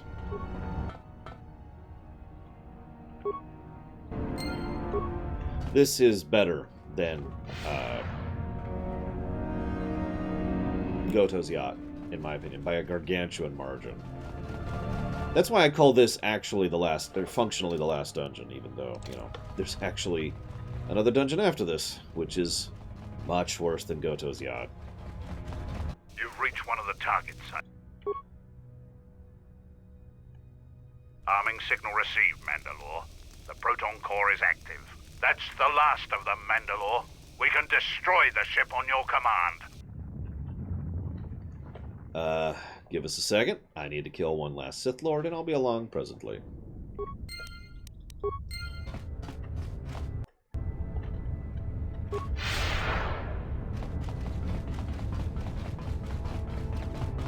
One thing they do right about Darth Nihilus, in my opinion, is they never name him. You'll notice the whole game they have never named him once. They've called him Master, or Sith Lord, or him. They've never actually said Darth Nihilus. It adds to the atmosphere of the, you know, the Eldritch horror thing.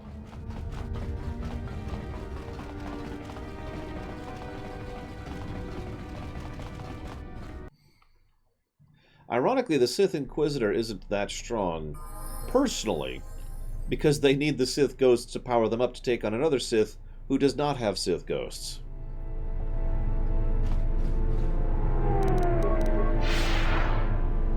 I don't remember if they say Scion.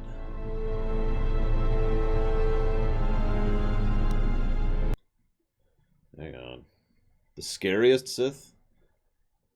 Oh my god. You are no, who do you think's the scariest Sith?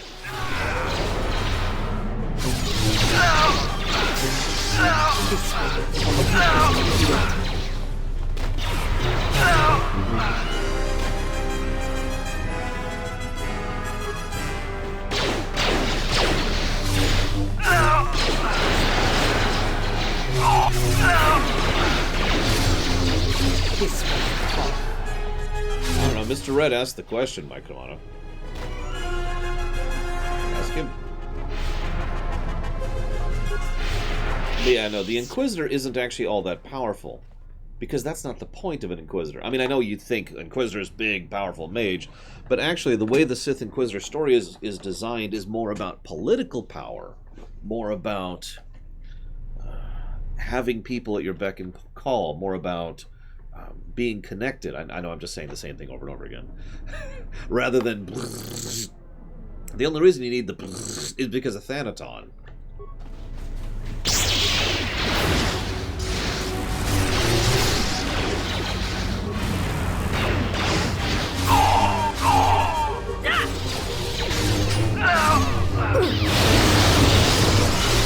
I'm sorry, who was the other one? Lord Harriman? It's scrolled off the screen now.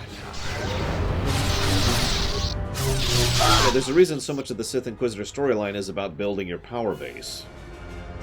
Getting the cult on your side, getting the Moff on your side, getting connections with the Imperial intelligence and the Imperial military, blah, blah, blah, blah, blah. Whereas the Sith Warrior is mostly about whonk. I'm pretty sure the Sith Warrior could kill the Sith Inquisitor in a one-on-one fight. But the point is that the Sith Inquisitor would not be fighting the Sith Warrior one-on-one. They would have an army and a fleet at their back.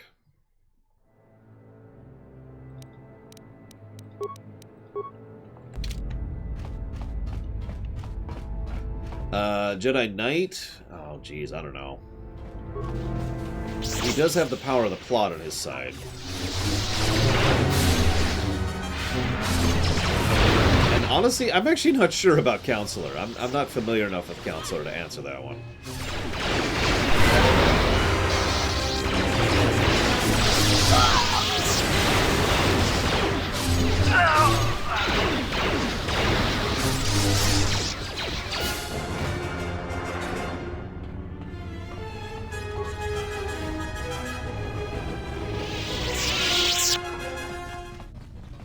Counselor's the power of boredom. Like, no joke, I have trouble remembering much of the Counselor's story arc.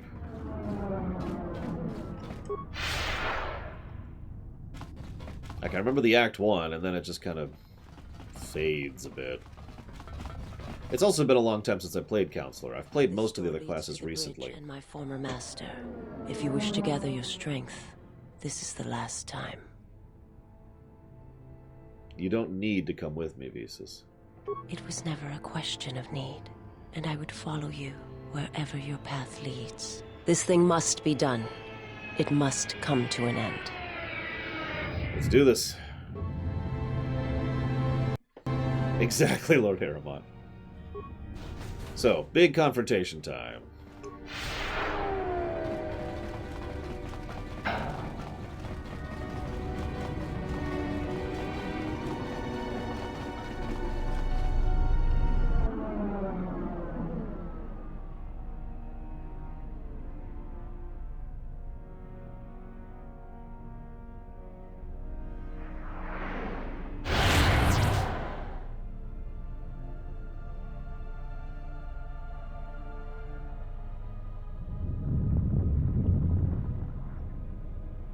Your path ends here, bug.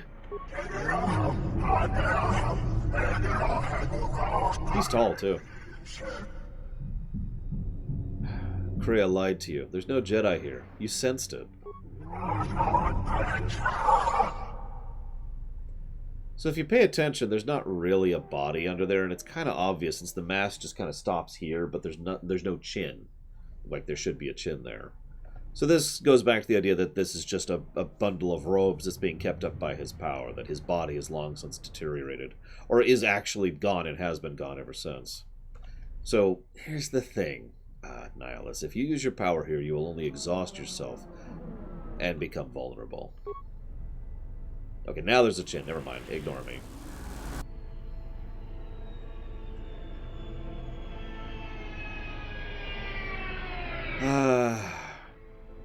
She betrayed you. And now I'm going to finish you.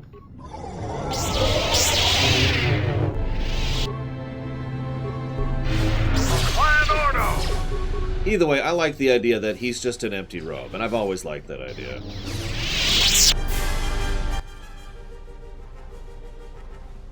He is too powerful.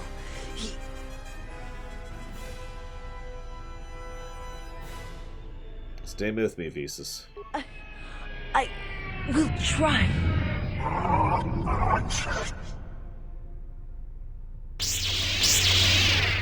Oh, you missed it, Uthor. Darth Aod, a character of my own creation, doesn't actually use a lightsaber. And then we started thinking about how awesome it would be to have unarmed Jedi, you know, just...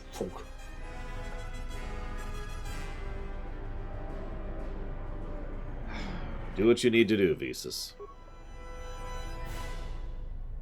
I have to see with the Force and my eyes. What the hell are you doing up there? We need to get off this ship. Now! I like that idea. Go ahead. Do it.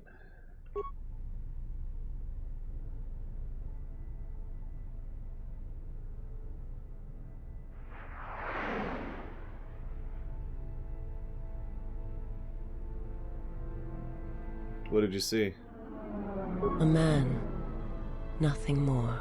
You are my master now, and I will follow wherever your path takes you. My path is at an end. Then let this ship die as it should have years ago.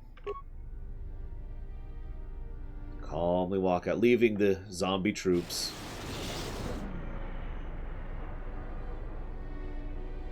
He's become one with the Force. And apparently he leaves a holocron behind, which is just kind of weird. Darth Crate finds that holocron.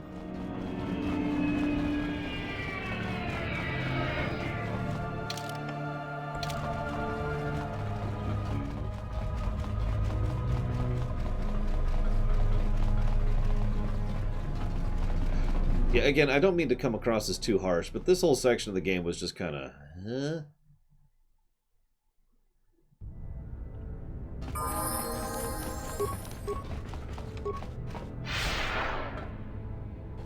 From the comics, yeah. What am I doing? I'm going there. The irony is what the holocron told Darth Crate was nothing. Let's see, it was I'm trying to remember. He communed with Crate, he communed with Revan, and there was a third one. And I don't remember what the third one was.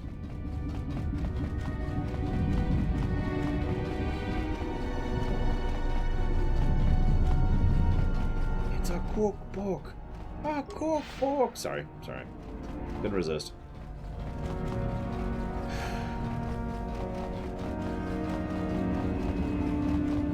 Bane, that was it. Oh, Vitier is totally based on Nihilus. And as much as I complain about Nihilus not being done properly, Vitier is done much worse.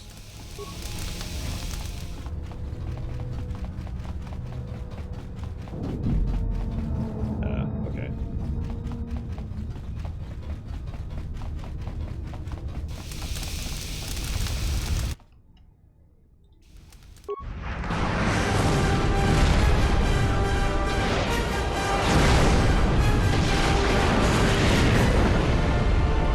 Yeah, that was effectively the last dungeon. We've got one more dungeon after this, which is even worse.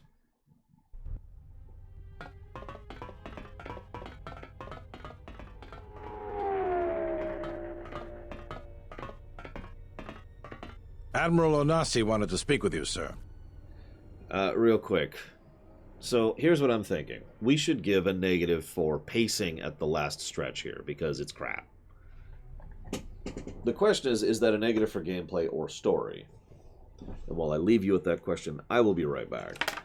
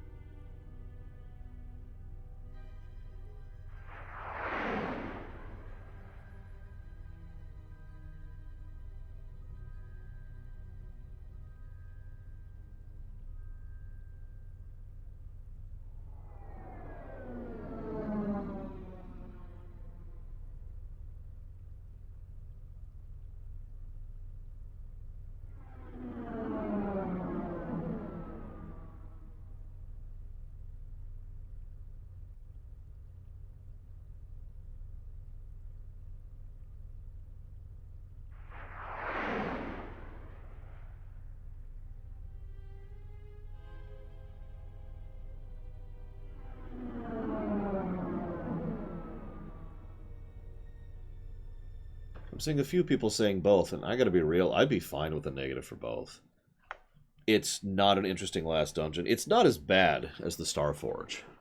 It isn't. But it's just and then here's a big exposition dump from Kobin of all characters, and then okay, here's the last boss. Okay, we're done.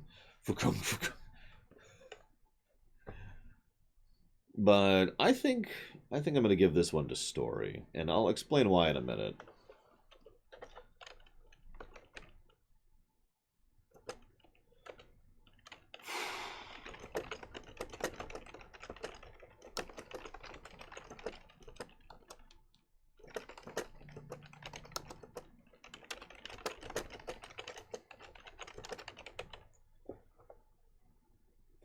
So we're going to give a negative to story for now, most especially for the pacing issues. But we'll keep talking in a minute. First, let's go talk to Admiral Anasi, shall we?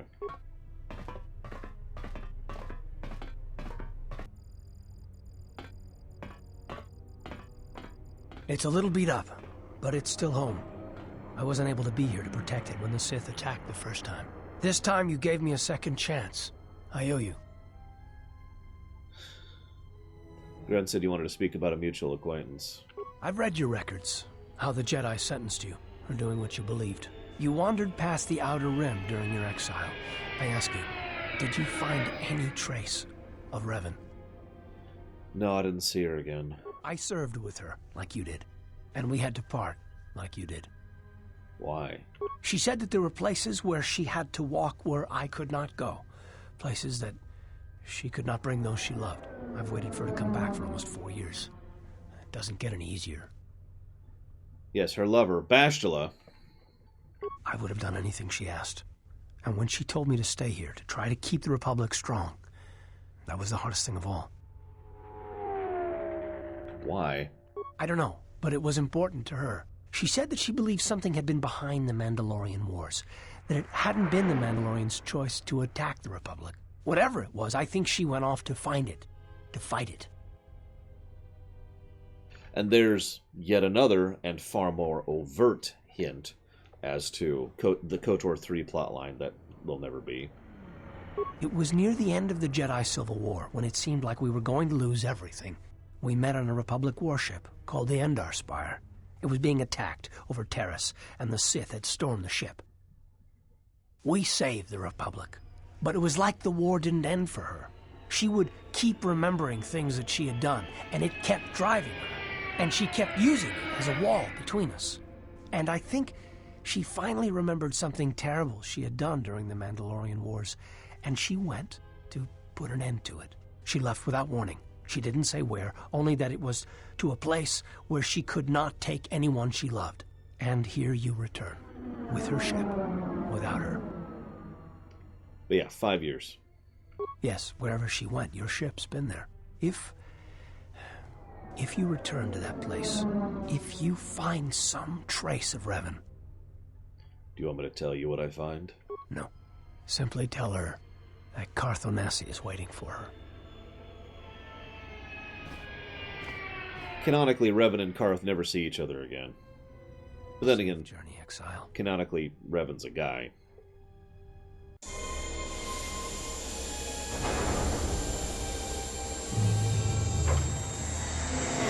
So they've been hyping it up almost the entire game. Who's ready for Malachor 5?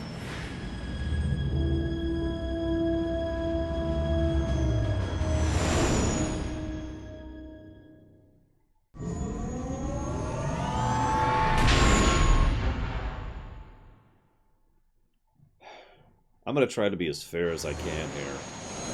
But I'm also going to tell you guys a story.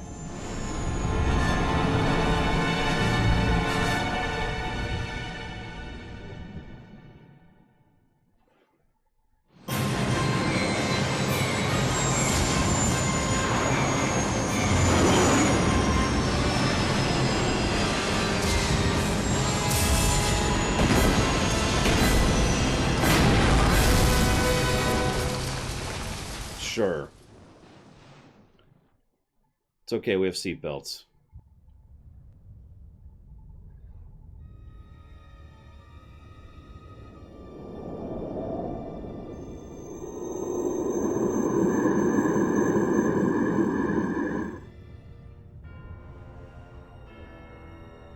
honestly, the Ravager wasn't actually that bad, Zalog.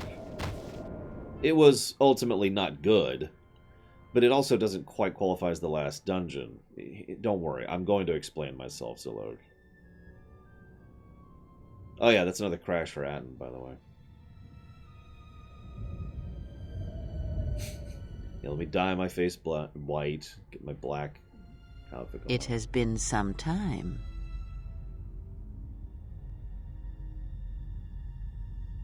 You were a fool to return. I spared you once. I will not do so again. Why have you returned? Because now I understand why the exile did what he did. There is much to be done.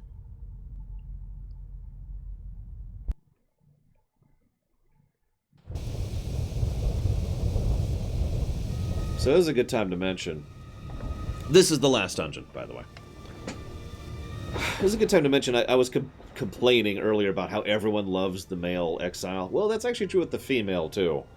Because even Darth Sion is in love with the female exile. Nah, I mean, I shouldn't say love. That's a little bit excessive, but still.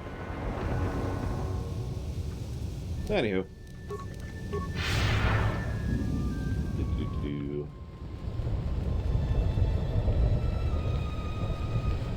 We have really strong legs, Mr. Red.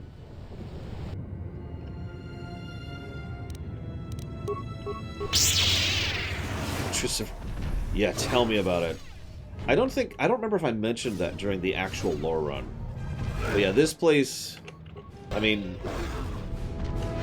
this pretty much is a one-to-one for Planescape Torment in several ways.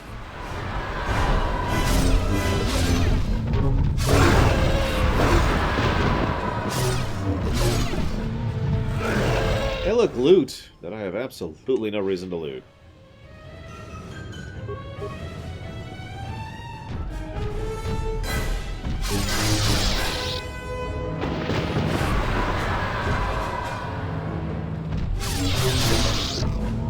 Yeah, infatuation is a better word, and of course it's worth noting that's not anywhere near approaching actual love. I don't want to imply such. But, it is still amusing to me.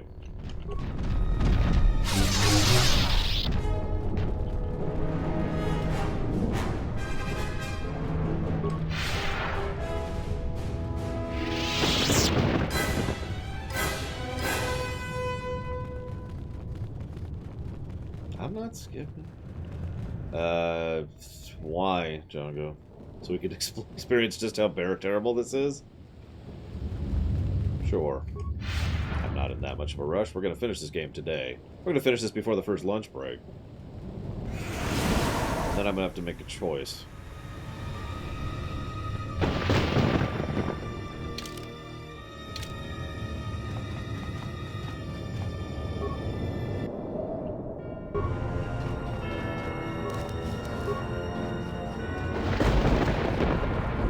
There's actually a lot of visual design that goes into making a place that looks dead, but isn't boring. Which is interesting to think about. It's pretty rare I've seen someone actually pull off dead and still interesting looking. Blizzard, excuse me. Ah, gotcha, Django. Right.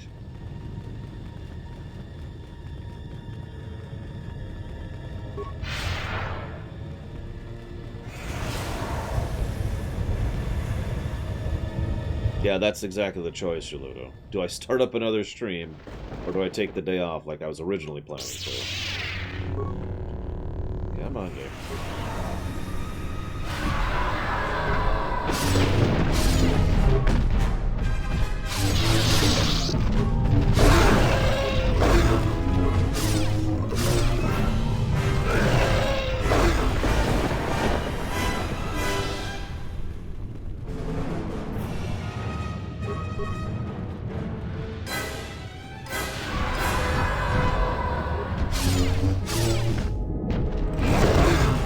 Yeah, we should probably not be able to, but, you know, whatever. Let's ignore it. I'm curious what these things eat.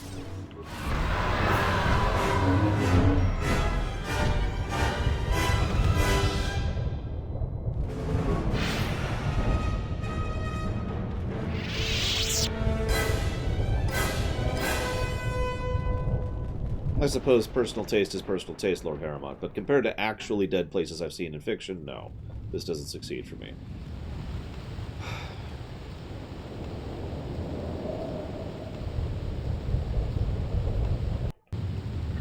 They eat the plot. It makes sense!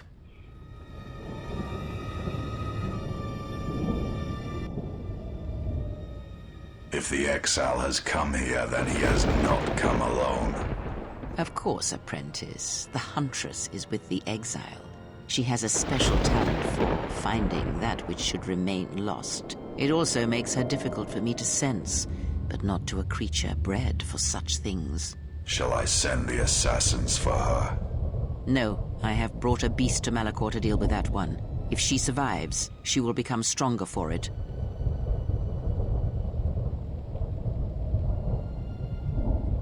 Yes, Michelon, of course he is. Here's a surprise.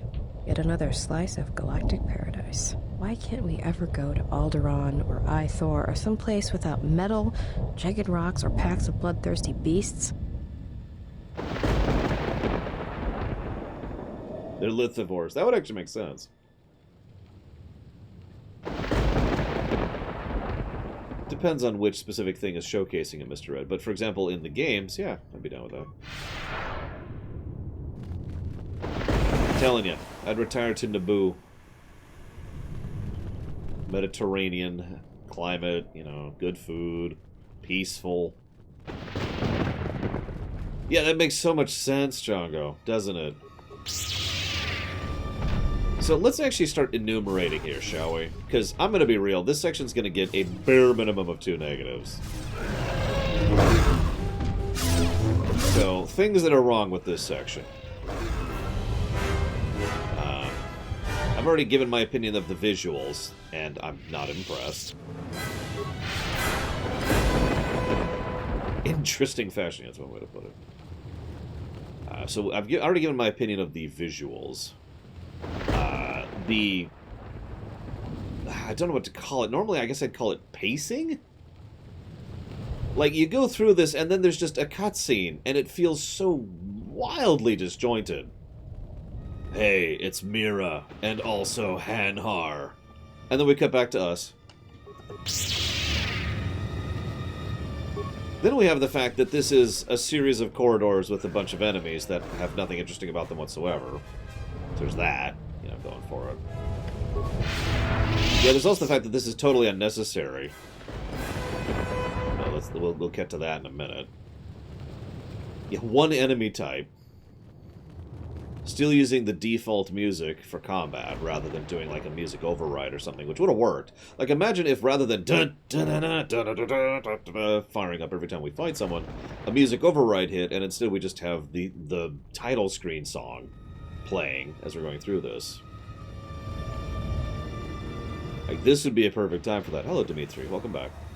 It's also very unfinished. That's our next problem. But that feels like a blanket problem. Hey guys, I hope you like Storm Beasts.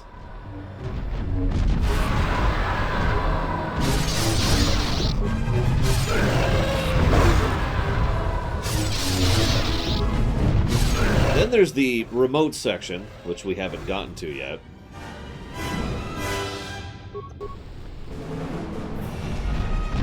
Then there's the second to last boss, and the last boss, which we'll get to. There's also the Sith Academy, which we'll get to. Then, we'll get to the actual ending cinematics, which not only barely vary based on your choice, but are also very unsatisfying, and also that's it.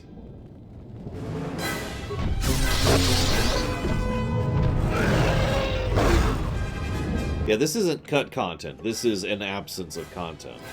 This is not conjecture. We know with 100% certainty that they simply did not have content for this because they have told us this. They have been quite open about what happened during the development of this game.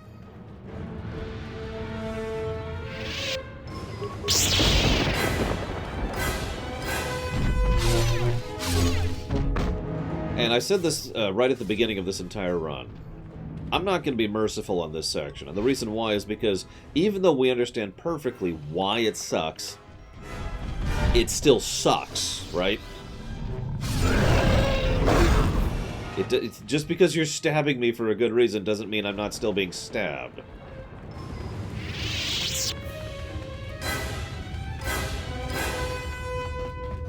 Use a bad analogy.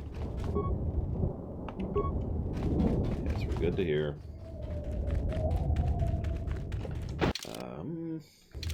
Let's make sure they're not this area.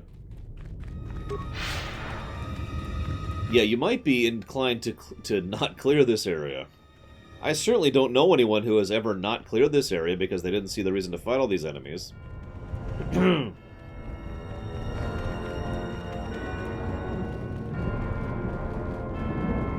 Like, just have this music play. That'll work.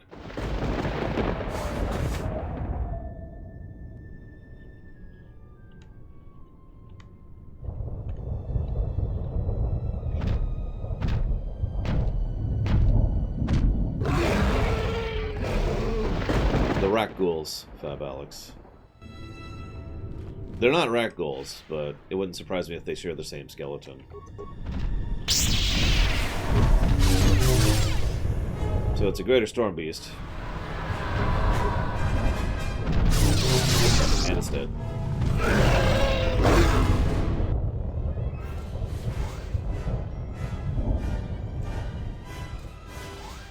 Someone link the vote in chat, please, so I don't have to alt-tab.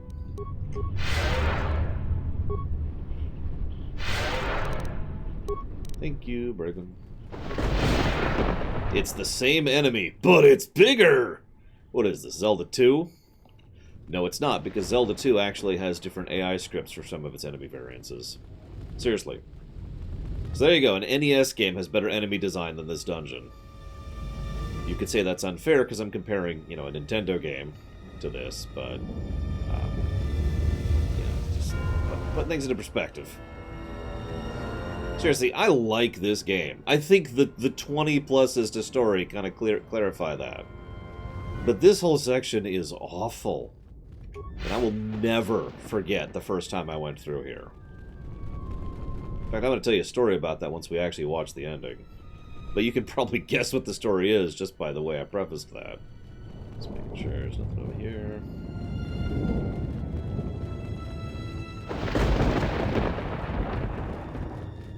So there's that, because of course there is. Now, if I'm being 100% honest with myself, the section we just went through was... it's whatever. I mean, being forced to fight by yourself kind of sucks. Especially if you've been building yourself towards a party setup, but, you know, whatever. Yeah, the vote's going to be open until... I don't know when.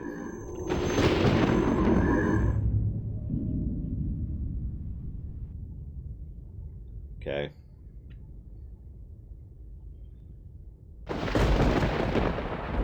How is there a breathable atmosphere on this planet?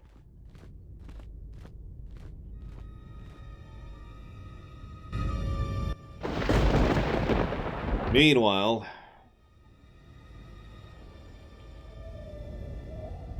Bregman linked it a minute ago, Captain Zeus. Hanhar? Oh, you have to be kidding me. I am here to hunt you.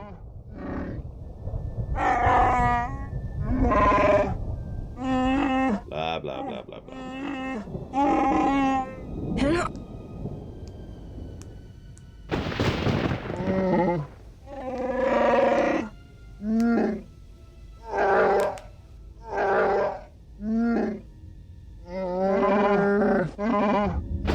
Is being empowered by the dark side. Actually, he was originally going to be a Force teachable character, but there's a hard rule at LucasArts, which I have no idea why it's a rule, which is no Wookiee Jedis.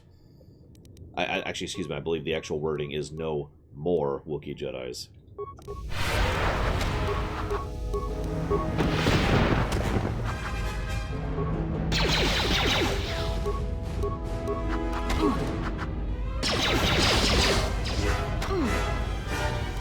That's another one for me.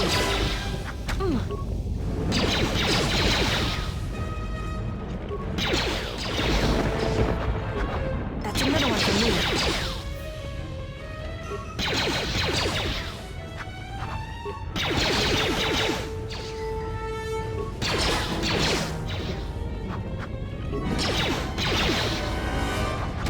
have good guns on you?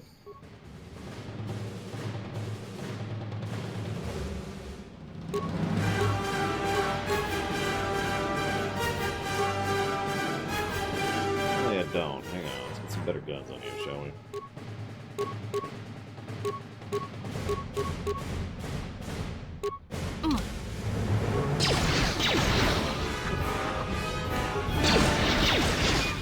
You remember the last fight where they went out of the way to design the fight so there was stuff with the terrain and with the patterning so you could actually, you know, do it? This is a big empty area where you can just shoot him and fight him and... Oh yeah, speaking of negatives on the subject here.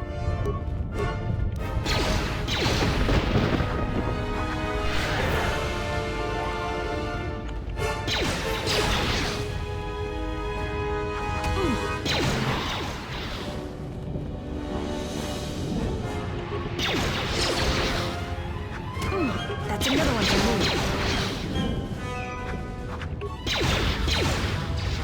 What's weird is I thought I had Belt Mirror, but obviously not. Granted, I haven't really been seeking out guns, but she now has the best guns I can equip her with.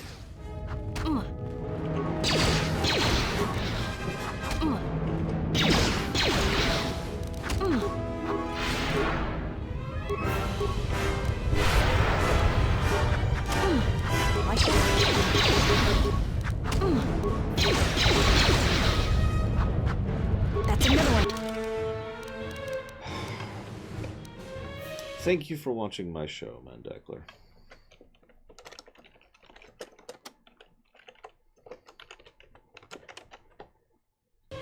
I put that towards Valhalla.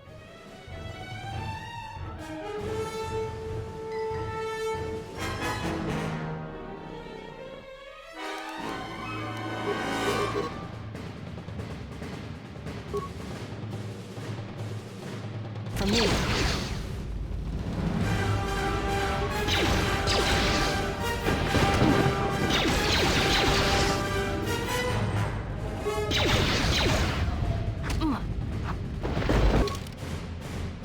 Hello? Hello?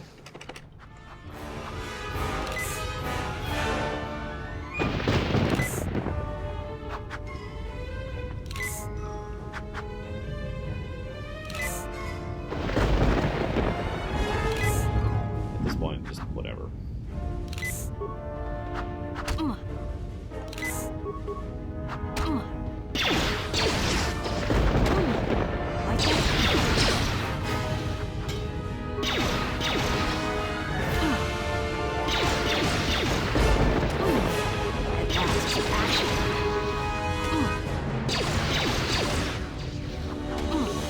Oh, you're right. I did an auto level on her, didn't I? Forgot about that.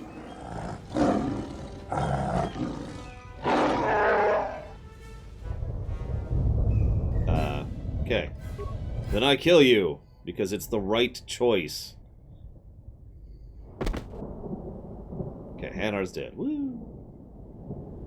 Excitement? I sure hope you enjoyed the end of Mira's character arc there. That's it. That's the end of the character. Hope you enjoyed. Meanwhile, what could be argued to be the worst part of this. If you are watching this, then what the General suspected was true. The Sith are striking from the graveyard of Malachor 5. The ship the Sith Lord was on was one of the vessels damaged in that final battle.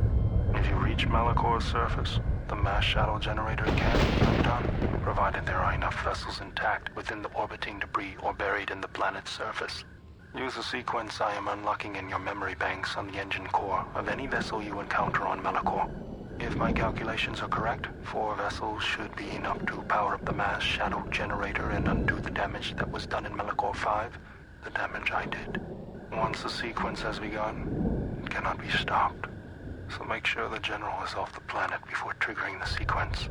Otherwise, there will be no retreat. I know your weapons systems are minimal, and I don't know what awaits you on Malakor's surface. Try to avoid contact with any potential threats. Follow your programming. So now this section.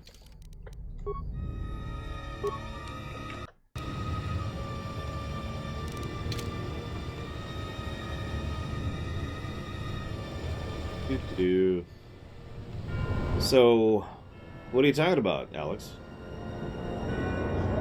So, this section... God. Someone earlier mentioned they were confused going through this. Can I just say I agree? First time I played this, I was actually lost at what was going on. It was so disjointed, I was having trouble figuring out where I was at any given point in this thing. Like, what the hell?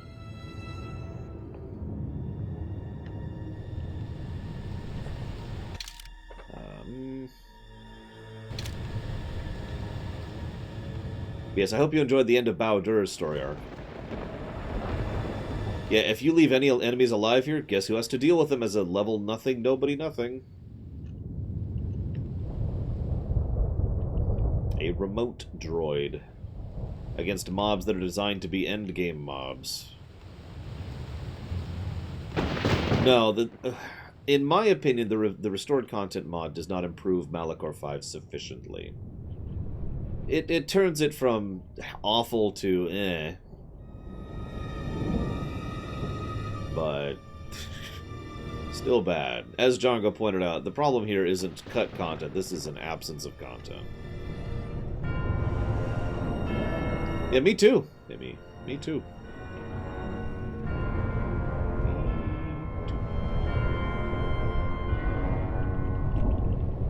What's funny to me is we know that they offered to patch the game, right? What I do not know is if that was going to restore the cut content, or if that was going to add content where there was none. I've never actually been able to define the distinction between those two things.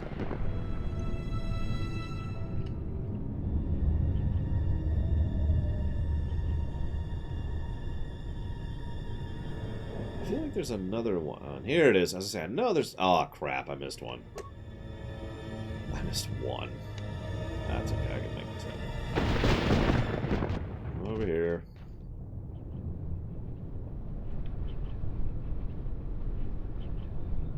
I suppose the nicest thing I could say about this section is that I've seen worse. And that's not really much of a defense, but there it is. I have seen worse last dungeons than this one.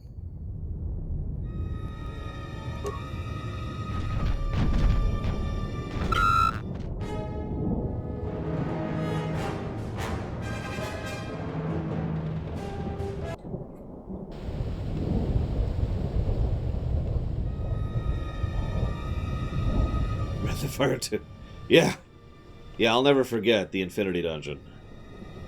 Which is, I think, actually the worst last dungeon I've ever reviewed.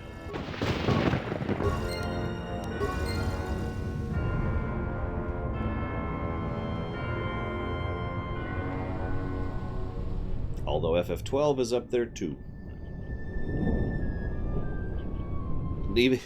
Which is funny, because if either FF12 has a bad last dungeon because of the Bahamut, or FF12 has a bad last dungeon because of the Pharaohs, which I also don't care for completely different reasons.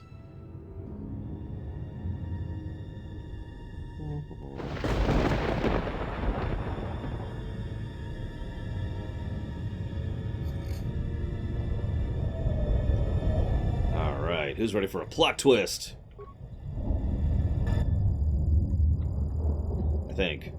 If you are hearing this, then the sequence has been completed. When active, it will destroy Malachor.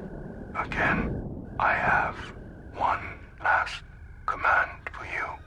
You must remain behind and ensure that the sequence fires properly once the General gives the command. If not, then all we have fought for has been for nothing. You have done all I asked, all you were built for, and for that, I thank you. Plot twist, it's Goto. Touching. The probability of the Iridonian installing trigger commands within your core was high. I see the probabilities have played out. Of course, the probability that I would do the same is equally high. Your inability to move right now is evidence of that. If the General issues the command, only I will be here to receive it. You realize I cannot permit you or the Exile to activate the mass shadow generator here on Malachor. Why? In that, your programming and mine conflict. And since you have no offensive weaponry to speak of, the probability of your programming overriding mine is low. You must understand that the General would not wish the relics or the Sith strength here on Malachor to be compromised. Their presence is needed to stabilize the galaxy. Without them, the galaxy would be reduced to anarchy within years. And if there is anything I can't stand, it's an untidy galaxy. So, let us wait here, you and I, for the General's orders, and the fate of the galaxy shall wait with us. Sure. That might as well be a thing.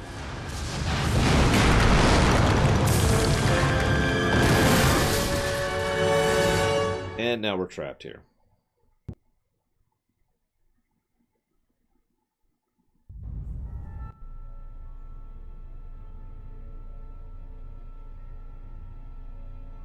I mean, fair, Django, but I mean...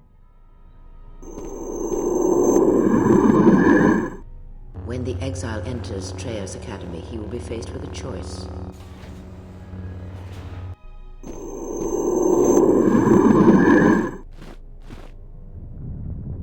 Show him every respect when he arrives in these halls, Lord Scion. This I command you.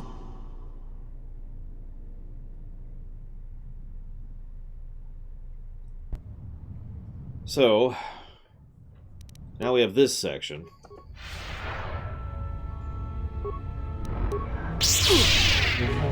Considering how separately CGI stuff is usually done from the rest of development of a game, it's entirely possible that that was there as part of storyboarding for stuff that just didn't actually happen, so I mean, they already rendered it. But yeah, they said Scion right there, so there you go. We have heard the name Scion. Woo! We did it! We know who we're fighting. You know what? I'm actually going to pause here. Okay? Wait with me. Negative to story.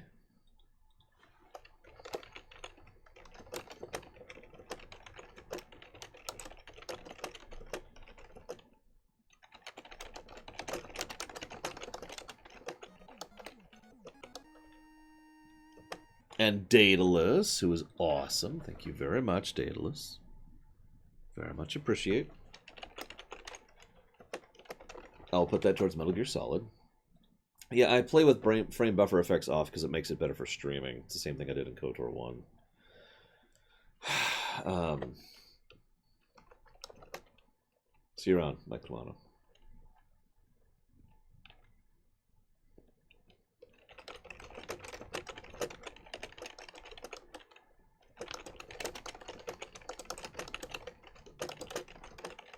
So, to be clear, I am already giving a negative to story for that.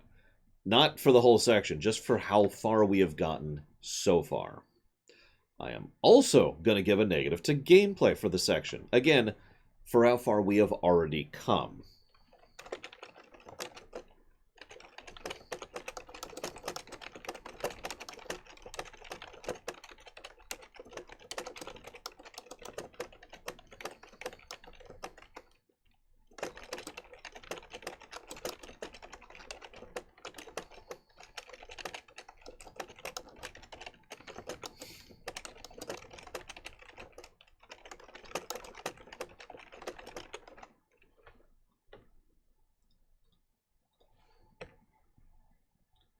Moving on.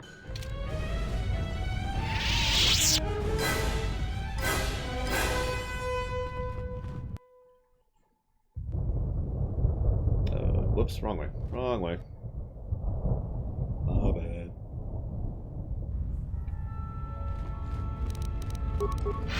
I will say this. There is one final nugget of potential goodness coming up here. We'll see when we get there what I think of it. So, there's a Sith assassin, and there's a Sith assassin. Here we got some Sith assassins.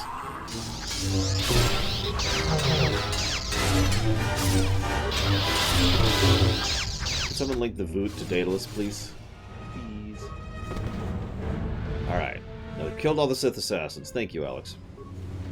Now it's time to kill some Sith assassins.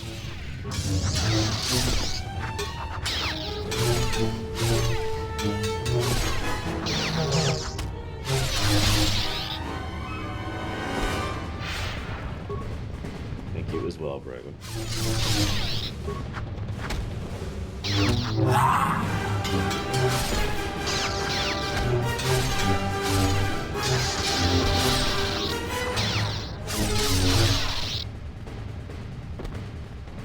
Okay, the Sith assassins are dead. Alright. Oh shoot, it's some Sith assassins! I'm sorry, I'm sorry. I'm done.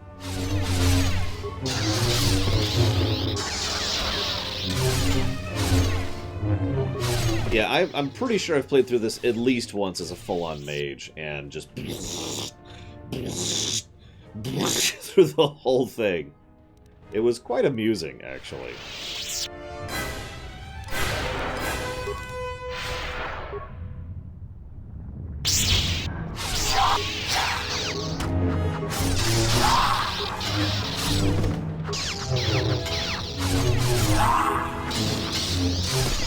I'm afraid not, Dimitri. However, we do have 2 interesting fights coming up, so maybe that's what you're referring to. Behind the next door? So it could be like a specialized assassin, it could be some soldiers, it could be like a buff assassin, you know, supporting a team of regular assassins. It could be... no, it's just a bunch of assassins, I'm sorry.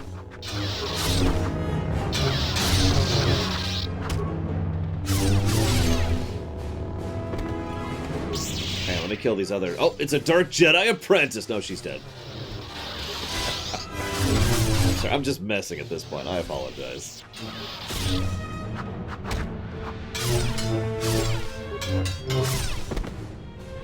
Would I say this is a challenge? No. Even on hard, which I have played this game on hard, this is just a chipper shredder. Frankly, the only thing that going through here on hard means is I have to pause longer in between fights. That's it. Yeah, I think right now I'm getting 5 attacks with buff and flurry. It's 5 or 4.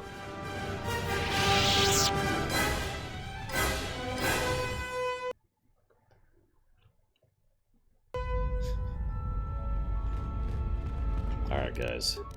It's been a long and difficult row. It's been a long, long time getting from there to here. Oh my god, it's some Sith assassins! It's okay, there's some Sith commandos, so we got some variety going on finally. It's children. How do we know that, Uthor? Ooh, that's actually a good idea.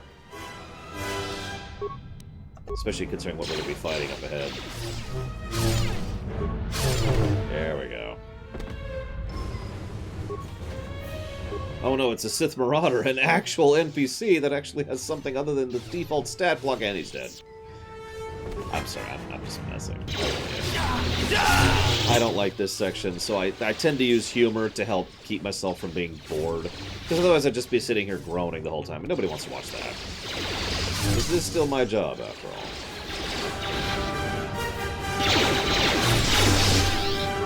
I mean, you'll notice they're actually doing damage and everything.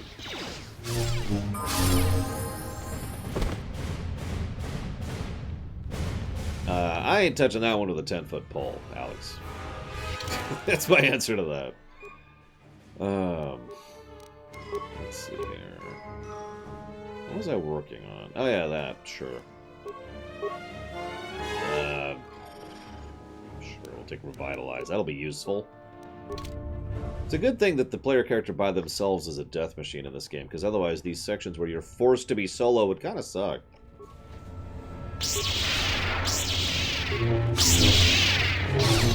You misread. No, I'm not going to do the joke. Simple an anime joke. You know, anime gasps. You know. You know, I would admit, this place does look boring enough to be a Sith Academy. I can actually see Sith being like, yes, it's mundane and horrible. What were you doing in this room together?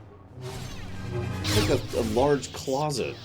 There was a woman in there. Yes, Nemesis. All of them except for Bao-Dur.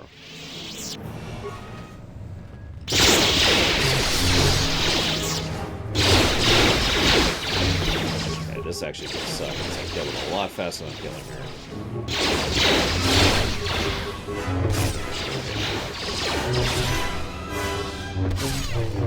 There we go. We're okay. We're okay. Just a second.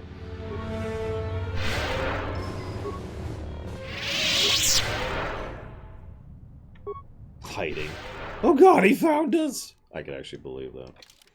So we have Trace Proving Grounds, oh, sorry, I'm saying that. Trace Academy, West Cells, and Storm Beast Pen is what we have so far.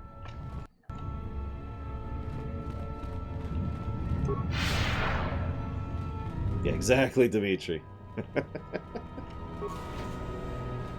Oh god!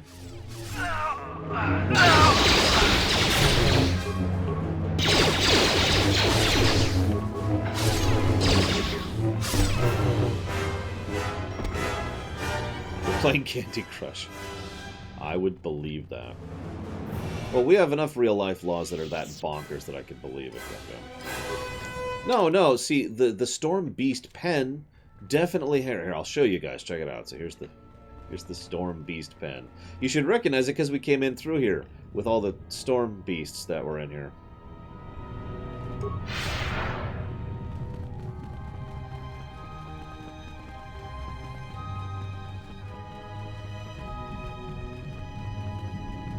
I do wonder what this dungeon would have been like if they had an extra 6 months or whatever they actually were supposed to get, and then didn't secure in writing.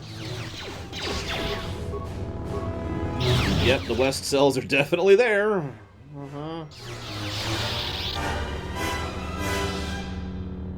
Yeah. Like, I suppose I tend to ask myself what ifs about game design often, because there are many cases where it's, you know, it's rushed or it's cut or it's whatever, and it's like, what would have happened if Dragon Age 2 didn't have 11 months of development time, you know?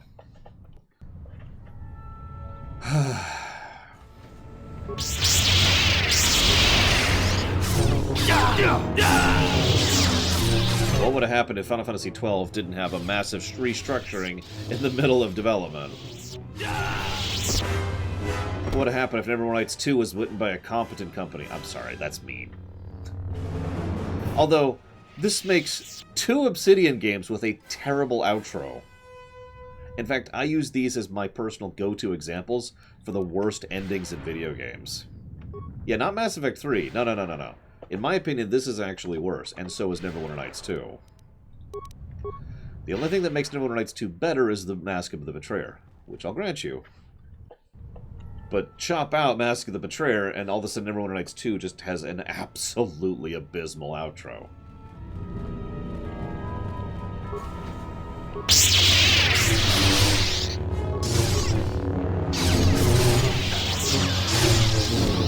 Yeah, we were talking about that during Wind Waker, Mendekler, because Wind Waker is the game that made Miyamoto say that. For those of you not aware, Wind Waker was a rushed game. And it shows.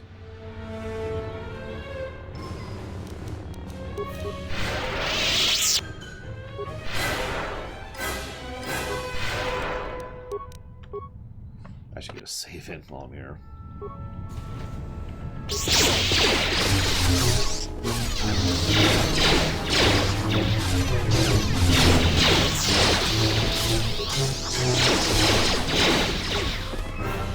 Yeah, that's true, Dongo.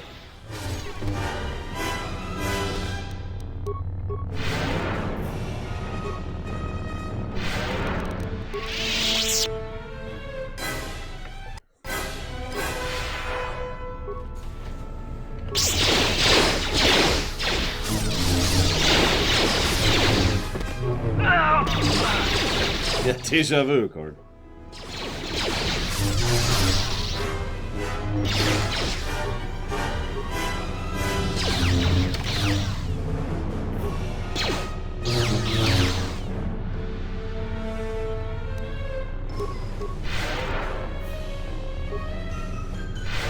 It's going to sound weird to talk about Mass Effect 3 here, but I feel one of the things Mass Effect 3 was missing was an epilogue. Oh, don't tell me about the extended cut. That's not what I'm talking about. I'm talking about an epilogue, like Dragon Age Origins, or Neverwinter Nights, Hordes of the Underdark, or Planescape Torment.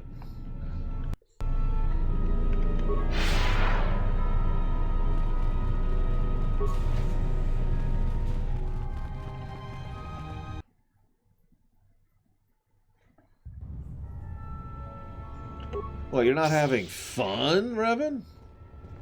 Oh, light side, obviously, Dimitri. Even though the dark side ending is better, and I stand by that, I can't be dark side in KOTOR 1.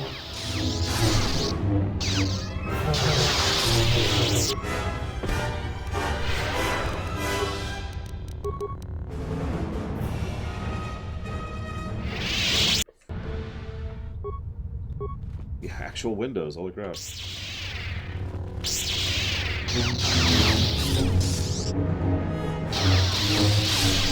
Oh yeah, that's another one I consider to have a bad ending. FF7. Although that one gets some heckles, so I try not to voice that opinion too much. But I think FF7 had a bad ending. There we go. Okay, we're good.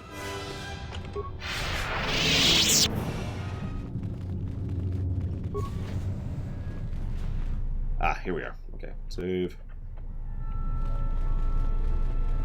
So you have come to die like the Jedi before you.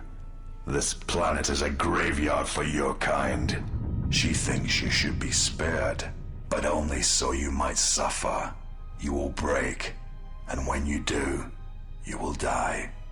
Why she would bother with one such as you is something I will never understand.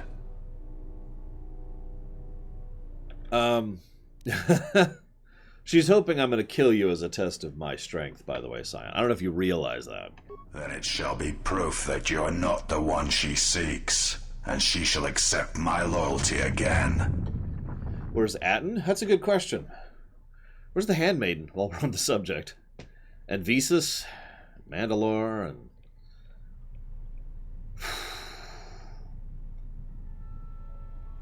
You realize that she's just going to betray you and abandon you, Scion. You are wrong. I have come farther than any of her apprentices since Revan, even you, and I am stronger for it. I can hear it in your voice. You know she's done with you. You seek to erode my will. You will not succeed. Alright. I am ready for you, exile. I have waited years to see the last of the Jedi fall before me. Only one may serve my master.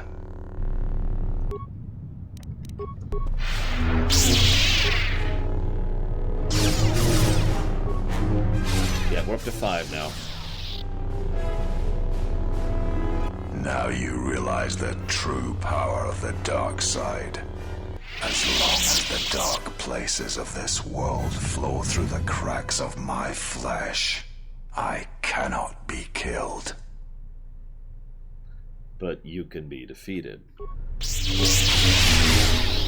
As I will prove now, over and over and over. You're strong. Perhaps she was correct about you. But you cannot kill me. She knows this. Yeah, she chose me because I gave up the Force, and you could not. If you let go, you will understand. There is no life without the Force. The Force is a blade. Without it, one is defenseless.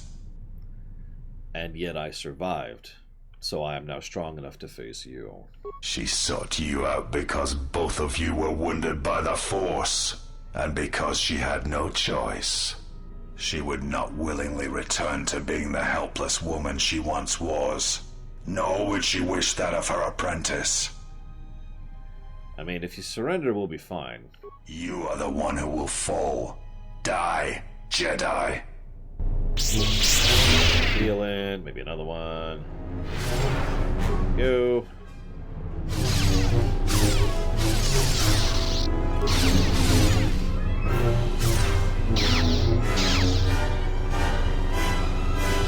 You will not pass. You know, even if you can beat me, Krea's already marked you for death. You know that. No. Even if she believes you the stronger, then I shall prove her wrong. Wow, I feel that. I still have the power to stop you. The Force runs strong through the screaming canyons of Malachor. I can die 100 times, Exile, and still I will rise again as strong as before.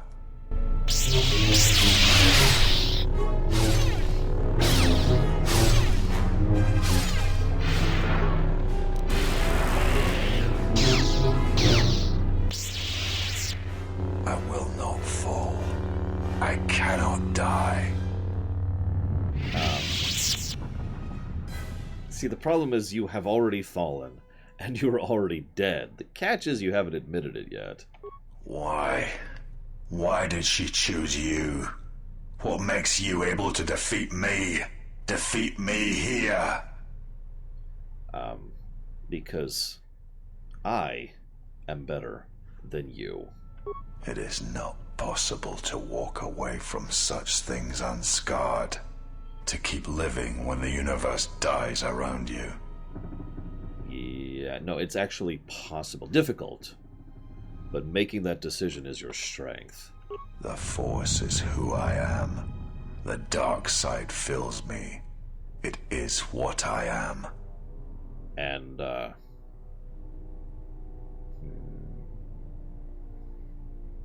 Force fills an empty, shattered shell. There is little left of the man you once were. You know this.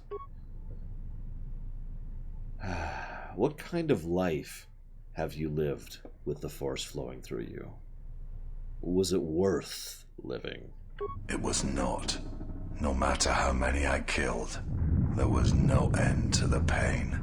The blades the Force tore through my flesh. Kreia, she will try to break you. To teach you how far someone can fall. Her weakness is you. She has done all this, all of it, for you. I am glad to leave this place, at last.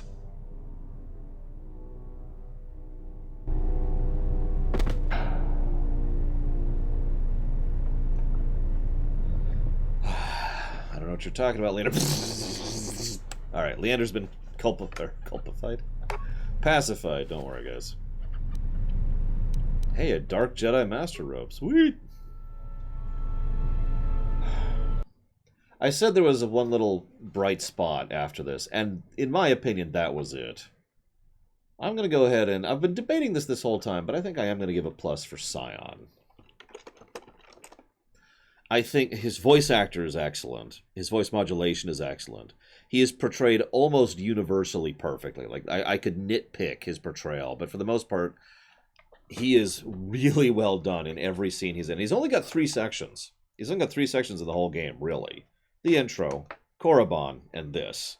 But each one he shines. And that's my favorite fight in the whole game. It's the only fight that feels like they did something with it. For the most part, I am not what I would call impressed with the combat and style of this game. But I do like what they do with it here. The idea of passing skill checks to alter a combat fight isn't that much, but it is something. So, I will absolutely give Scion a plus to that, and I want to give a gameplay plus to, if nothing else, part of the aggregate that we've been building, which would definitely fill out that aggregate. In fact, I think I'm going to do that.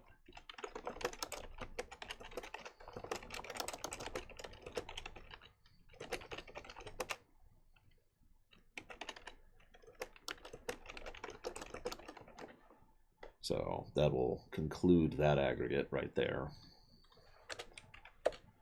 And the plus to story for Scion himself. Hope you enjoyed that. It's downhill from here. And has been downhill. One moment, please. We just defeated the second to last boss, comma. Now we have to go after the big evil Sith Lord, period. I love how my phone knows what the word Sith is. Where are we? So this is the last save, so we'll go ahead and just grab that there. We're almost there, guys. Well, I think you know the answer to that, Captain Zeus.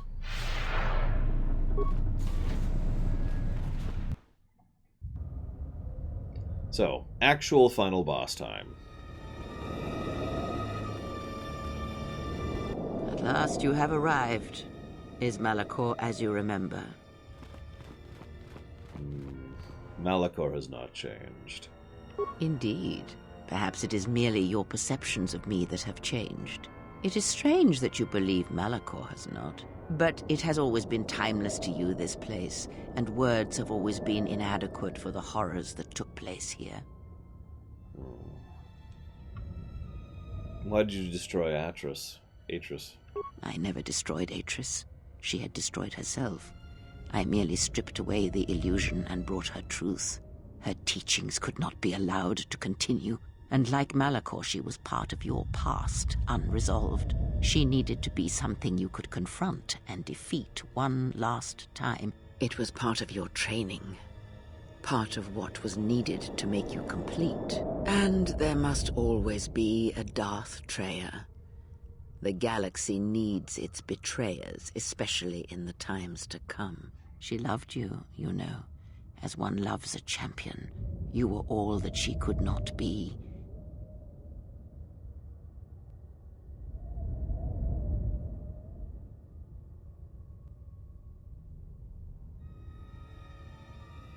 No, I am playing with mouse and keyboard, Dimitri. My gamepad isn't even hooked up right now. Just to make sure there's no conflicting issues. Oh God, Django, you're right. She never mentioned such feelings to me. Yes, it is all that is left unsaid upon which tragedies are built. More echoes traveling through the Force. So, why have you done this? It is said that the Force has a will. It has a destiny for us all. I wield it, but it uses us all, and that is abhorrent to me, because I hate the Force. I hate that it seems to have a will, that it would control us to achieve some measure of balance when countless lives are lost. But in you, I see the potential to see the Force die, to turn away from its will, and that is what pleases me. You are beautiful to me, Exile. A dead spot in the Force, an emptiness in which its will might be denied. Do it in Discord, card. That way I'll actually get it. So, if I might be so bold, I am completely with Treya in her overall idea here. Hear me out for a second.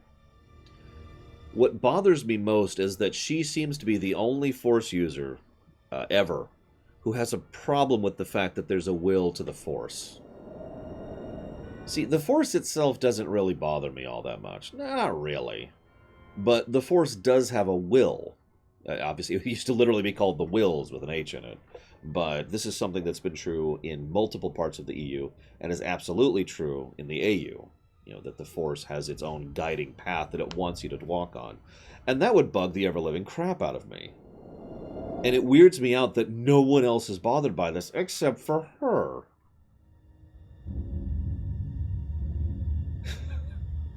I'm not sure killing the Force is the best answer, but, you know, whatever. We can figure something out.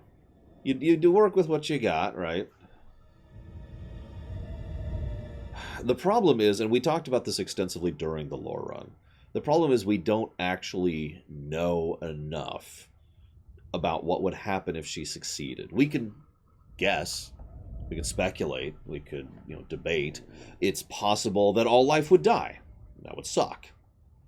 It's possible that the life would be able to continue on without the Force, and it would just revert to a non-mystical setting.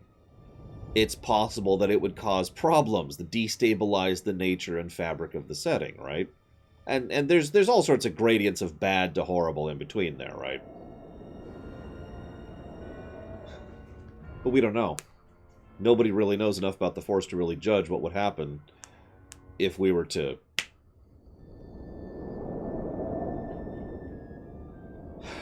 So, if you hate the Force, why do you use it? I use it as I would use a poison, and in the hopes of understanding it, I will learn the way to kill it.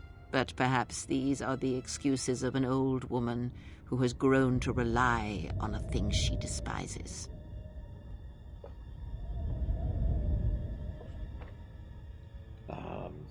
Let's see here. Why me? Perhaps you were expecting some surprise, for me to reveal a secret that had eluded you, something that would change your perspective of events, shatter you to your core.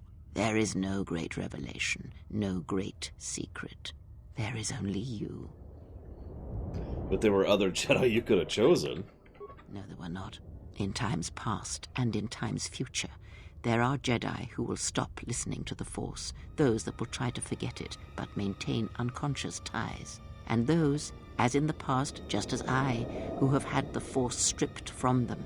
But no Jedi ever made the choice you did, to sever ties so completely, so utterly, that it leaves a wound in the Force. It was a mistake to try to make you feel it again, I see that now. There is no truth in the Force. But there is truth in you, Exile, and that is why I chose you.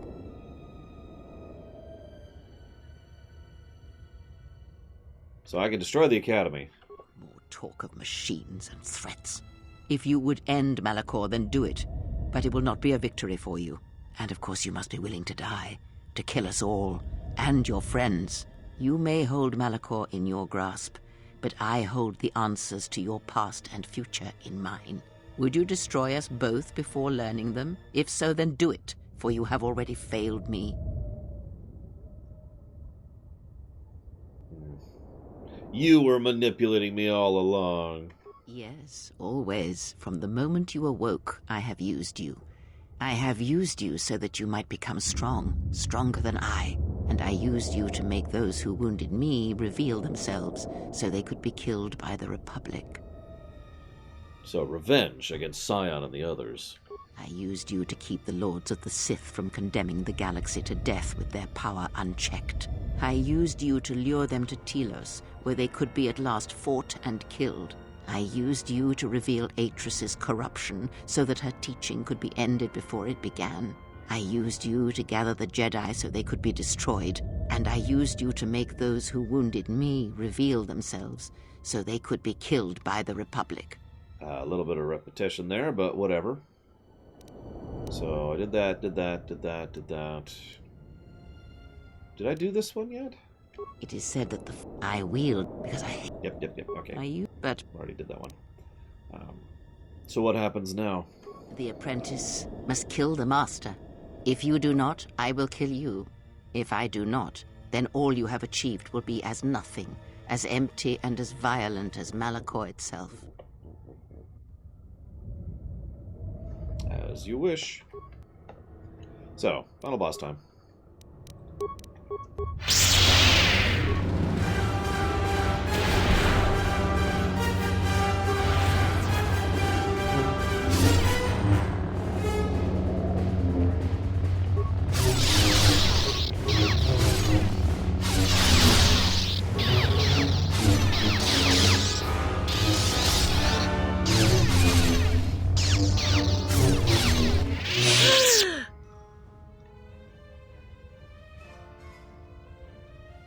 Yield, Kreia. If you do not kill me, I shall end you. Strike me down. End this. No, Kreia, this is already over. Your life is yours, and you cannot teach me anymore. You will not show me mercy. I will see you break before you do. There we go. No, I've always thought that that's kind of the point, Alex. I kind of like that, thematic naming. Then again, I like Mega Man, so what the hell do I know?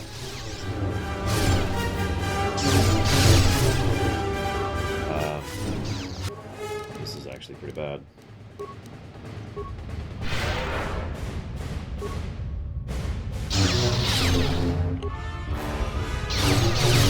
Yeah, we got this.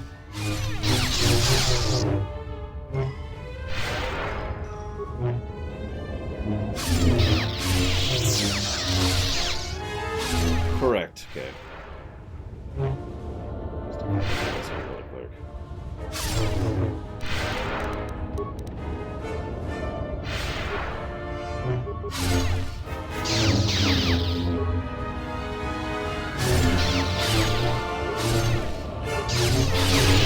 is done. At last, it is done. You are greater than any I have ever trained. By killing me here, you have rewarded me more than you can possibly know.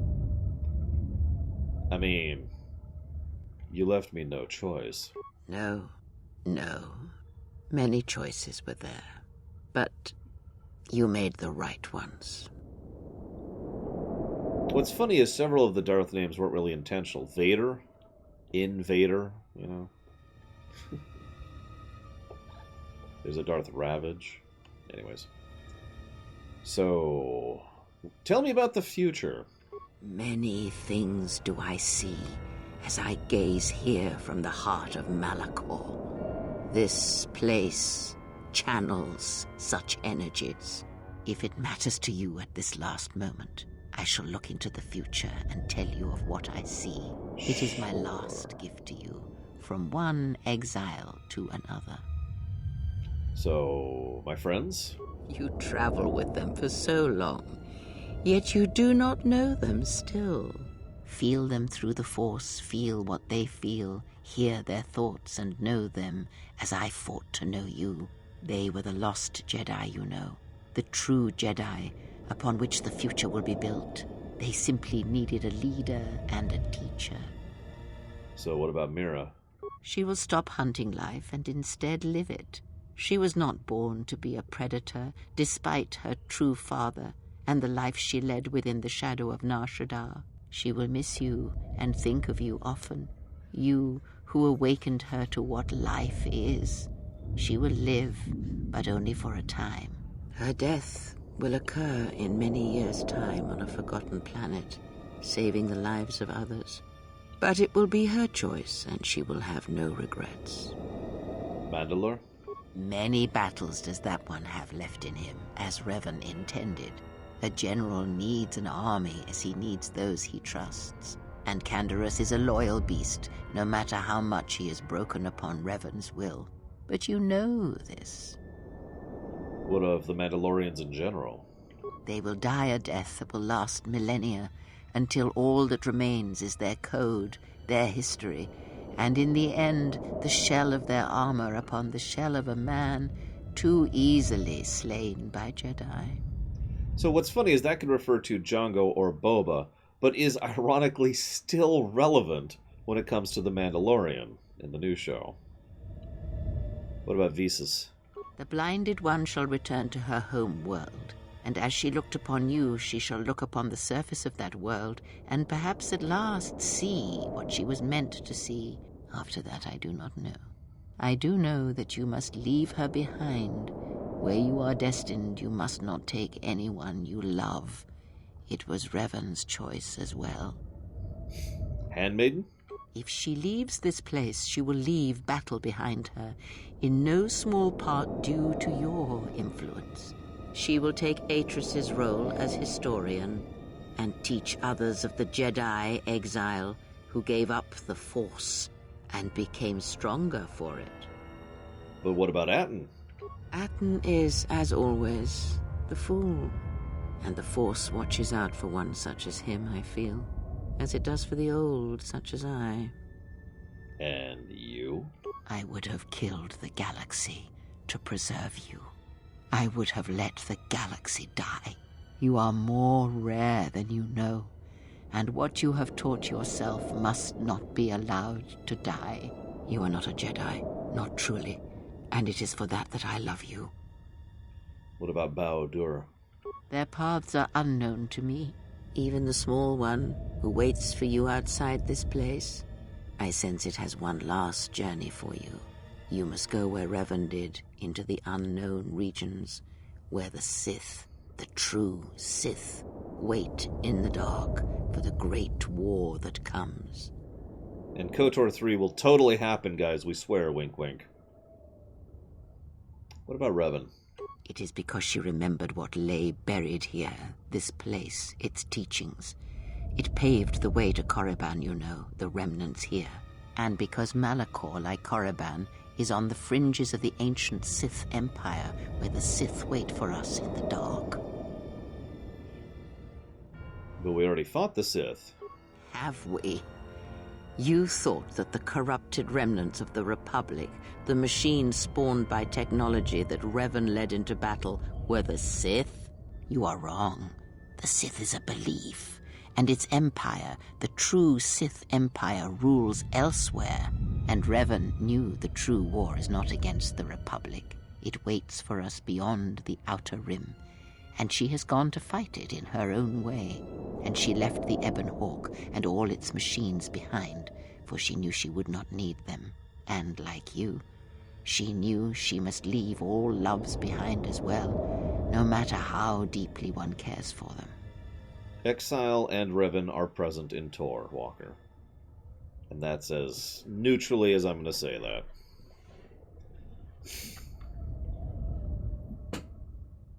So, why? Because such attachments would only bring doom to them both in the dark places where she now walks. It would have helped had she made him understand. But a hero of the Republic, no matter how brave, cannot understand war as Revan did.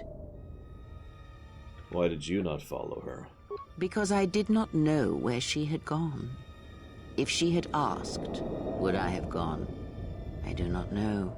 But she will need warriors, Sith and Jedi, any who can be sent after her into the depths of space for any who know the way. Perhaps you shall go there with her and do battle at the end of all things. Instead, I remained here and now show others the way.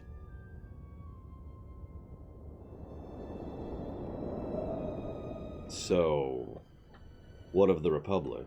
The Republic will fall as it always has, a fall that will take millennia. Under the care of the herds of Ithor, the surface of Telos will bloom again, and its golden fields shall again harbor scientists and thinkers. And complacent and peaceful, it shall forget the time that Saul Karath orbited it and brought fire to its skies. But it shall be a home world again to others who will stretch out across the galaxy and bring life. What about Dantooine? Dantooine shall survive. The community you saved shall be the foundation upon which Dantooine shall be habitable again. They shall drive back the Raiders, the Mandalorians, and all that strike at the Outer Rim. The Republic shall again establish their presence there and shield it with its forces. And Dantooine shall heal, be safe, and its skies free. The ruins of the Academy shall remain. What about Nar Shaddaa? Nar Shaddaa shall persist as it always has, but there will be a heart to the world where there was nothing before, where once the lost and disposed were trapped there. Now they will struggle and grow. From despair shall come hope. What about Onderon? Queen Talia shall have a long reign. Much good will come of it. She will, as she has, rule wisely and well. Onderon shall remain in the Republic, and the world shall prosper, though its people shall, over time, lose their customs in the ocean of the Republic and become the people of Onderon no longer.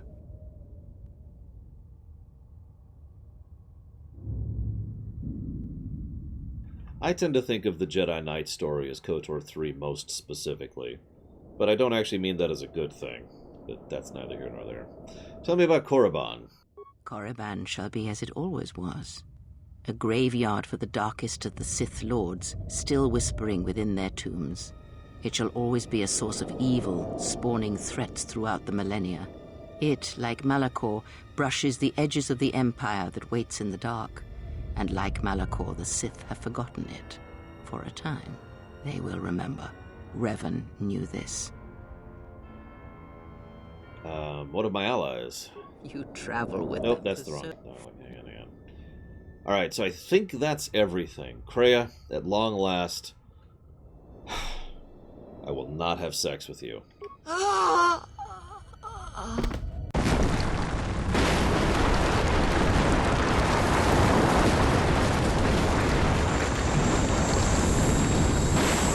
Sure.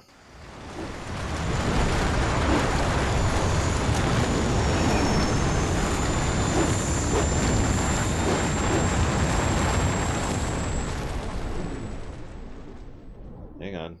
Almost there.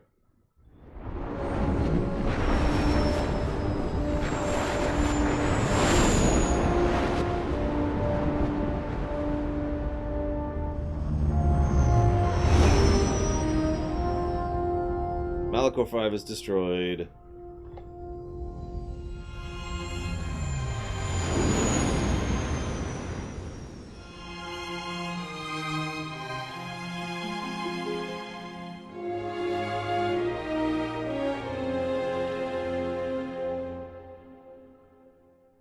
The end. That's it. That's the ending. I'm going to tell you a story really quick. First time I ever played this game, I was like, okay, sure. You know, this is all right, I guess. Oh, that's... Wait, what? Okay, that's... Why is she... And where's... And what's happening? Okay, whatever. Oh, this is a cool fight with Darcion. Cool. Okay, there's Kreia. Okay, we're talking. Oh, we're having a big climactic... Oh, we escaped. Okay. And then there was just this pause. I was gobstopped by the ending. I really was. It was just... What? No joke. I thought I screwed up. I thought I did something wrong. So I immediately reloaded. Went back. I had to save right before the Scion fight. Fought Scion again. Fought her again. Talked to her. Just kind of chose different dialogue options, but nothing really seemed to change anything. Watched the ending. Same thing. This is why I consider this to be one of the 2 worst video game endings I've ever seen. Because that is a combination of bad and absent, in my opinion. It really is just kind of, and then we're done. What?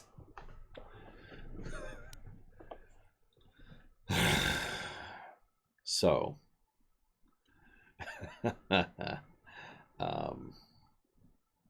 I like this game. No, the other is Neverwinter Nights 2, Walker. Another Obsidian game. Although I will, as I've said before, I'll give Neverwinter Nights 2 the fact that at least Mask of the Betrayer came in. That does mitigate. God, this is just... okay. Yeah. So... I feel like I have a thing of negatives here to distribute, and I'm trying to cohese how and where these negatives are getting doled out. I'm thinking at an absolute bare minimum, negative to gameplay and negative to story, just for the outro. For the boring fights, for the boring dungeon design, for the boring boss battle that isn't Scion. No, these are carrots, Alex. Why would I have Cheetos? But unlike some people, I like to keep my stuff clean. Carrots. Anyways. And then for the fact that the game just stops. And there's no satisfaction. There's no conclusion. It's just... What? Yeah, I'm actually in agreement with Jordan. If they had just made you land on Malachor 5... and then you walk in, and there's Scion, and then you pass Scion, and then there's Kreia. How would carrots be bad for my health, exactly? like that, right? That would actually make this better, in my opinion, by simply just taking the incomplete and chopping it out entirely. Like, I know what they were going through kind of sucked, but when you're in that situation, you need to figure out what you're gonna do, and you need to do it.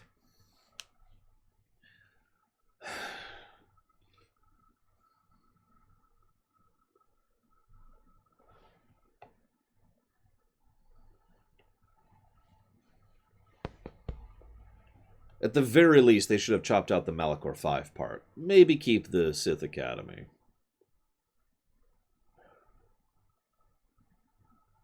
Oh, I know what you're talking about. Okay, no. We have since figured out and resolved that. The solution, you're gonna laugh at this, Kate. The solution is to stay hydrated.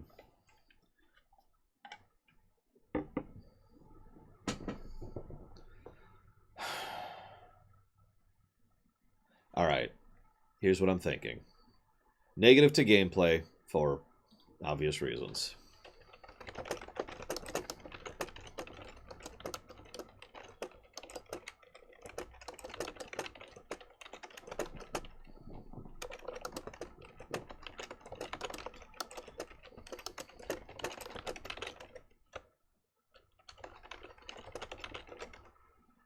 So that'll conclude, for the moment, our negatives at 7 to gameplay. Which means we're at here for the moment. I'm not going to codify these just yet. Suddenly, Goto goes after Remote for reasons that are best left to the imagination. Wait, I already did that. So this is...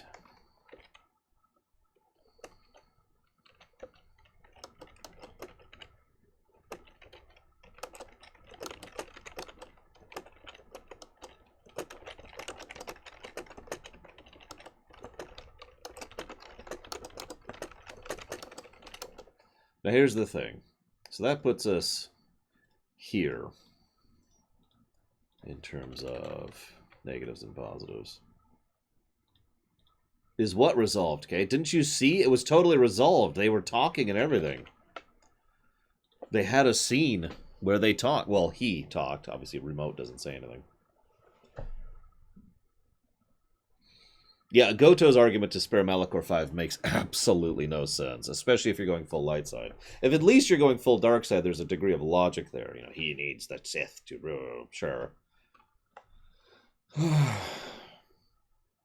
So,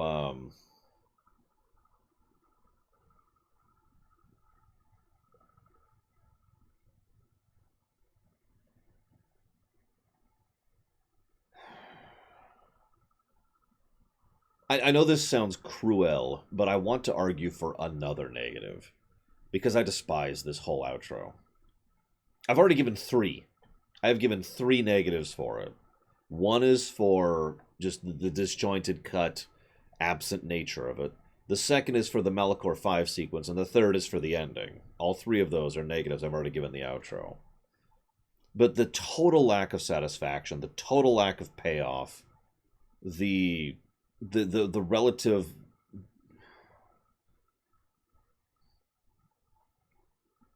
trying to think how to explain this. It feels worse than it probably is because of the fact that it is so absent in the immediate wake of how relatively good the rest of the game is. Yeah, the character arc thread is a huge thing. Where the hell's Atten in the ending? Where's the handmaid? Where's Visas? I mean, we already brought this up. They're absent. They're not present in any manner. Who's flying the Ebon Hawk?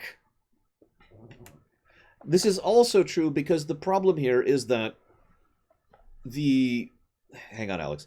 Because the... Oh, yeah, and Bowder dies, we think? Off camera, maybe? Oh. There is such an absence of, huh? Through this whole sequence. And it leaves a horrible taste in my mouth. And this is why, as much as KOTOR 2 is a game that I enjoy playing, well, I enjoy going through, and I have enjoyed this playthrough, which is probably shown. I've been gushing for half of this frickin' run, right? And yet, it ended so badly, and I have never been able to get over that. Even with the mod, which we aren't using, it still doesn't really make it that much better. It's still just kind of... It's just not as...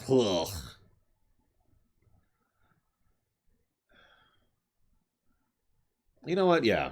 I think it was Takoida?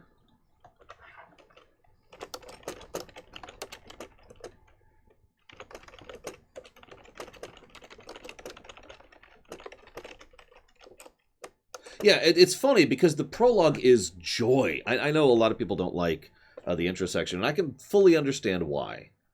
But the prologue is great, in my opinion. There's some really excellent... I gave so many positives for the prologue. Now, you called Name It dropped character arc threads, Takoida. That's what I'm referencing of you.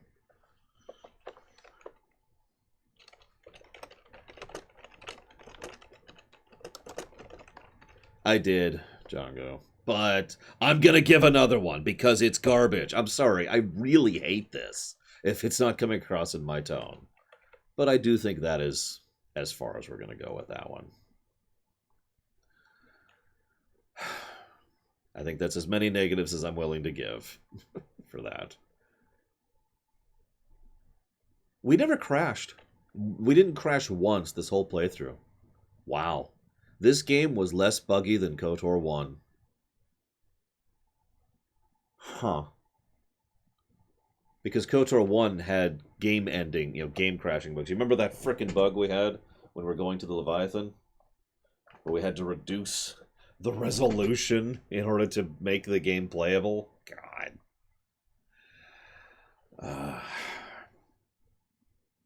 Would I be okay with the game not having a last dungeon? Yeah. Yeah, we could show the cinematics too. We didn't have to cut off the cinematics on top of everything else. Yeah, it could have been the Steam patch. That's entirely possible. Because, yeah, this actually worked pretty well. So I suppose this is a good time to start the post-game, post-stream discussion. But I am going to go ahead and just give my thoughts in a nutshell here. And that is very simply that this is a game that... Oh, you know what? No, there's another story positive I wanted to actually put here. There's one more story positive. Atmosphere. This game oozes atmosphere, and the theme, the broken husk nature of so many of the characters and the areas and the galaxy as a whole, and that kind of gloom is something the game does a really good job, in my opinion, of pervading into almost every scene in the game. And that's something that I absolutely want to give a plus for. I actually meant to do that earlier and I forgot. This is why we do this kind of wrap up at the end here. Well, one of the reasons.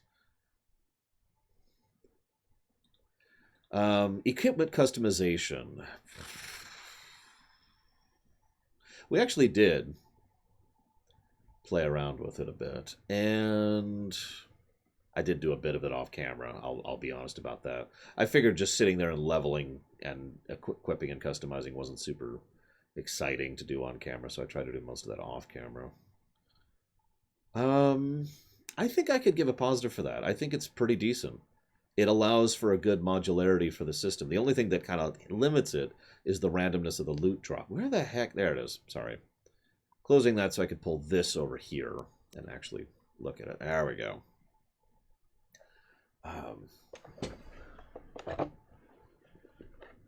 Yeah, exactly, Kamek. So yeah, no, I think I will absolutely agree with the gameplay positive for customization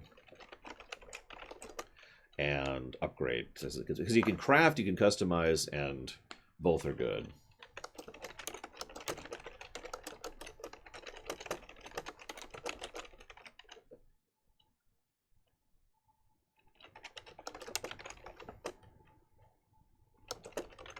In fact, I'm actually willing to give another plus to gameplay. Just the one. And this is for build variety. Now, I know Django's going to disagree with this because he's pure evil. But I do actually... Damn it, King. I do actually think that there's legitimately good build variety in 2. In fact, I would say that 2 has better build variety than 1, which is the part Django's probably going to disagree with. I've only played through this game like 6 or so different ways, but all of them were viable. And most of them were fun. And I'm pretty sure you could play a lot more than 6 ways through this game. Oh, you don't disagree? Holy crap.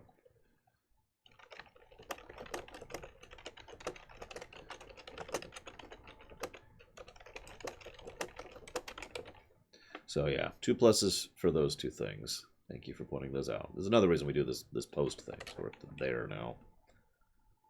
Yeah, by the way, we're Jedi, guys. We're Jedi now. Just, you know.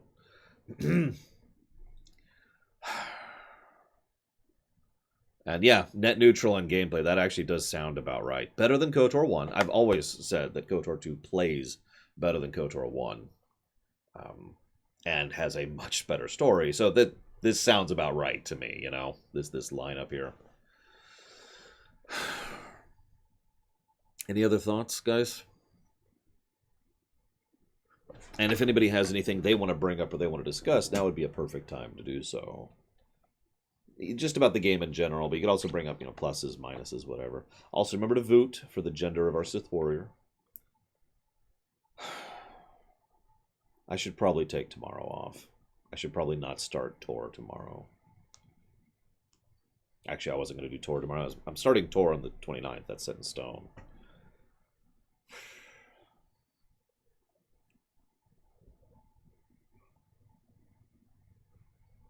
I'd play the heck out of that Raven Zero.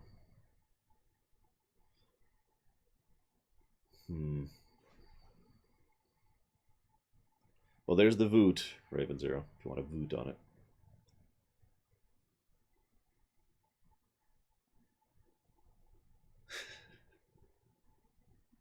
I hate to take a day off. I have so much work to do. But I got to be honest, I'm still kind of running a little bit on fumes after Persona 5, which really smashed the crap out of me. Because Sunday's already spoken for. I know what's going on Sunday.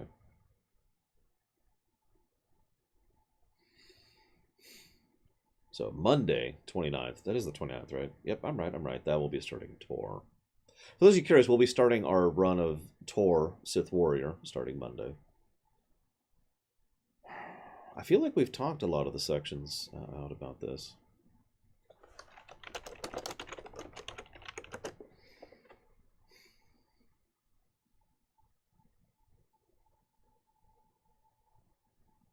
I wish we'd seen Bastula's cameo, but,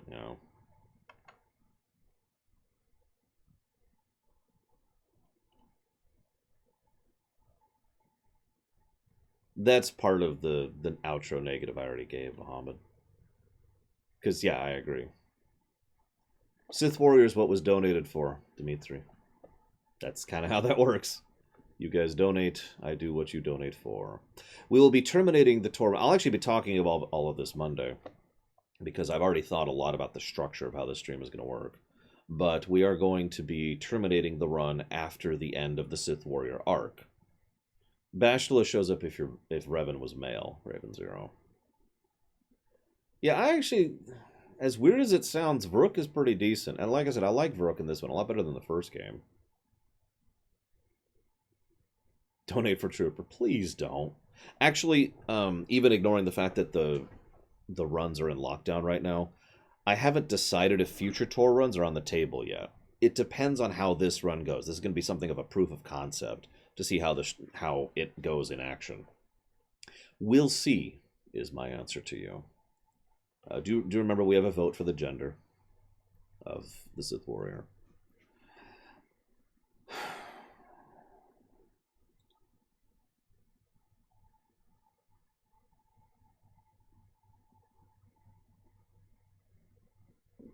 The Force has revealed to me, Master Vrook, that you're a dick.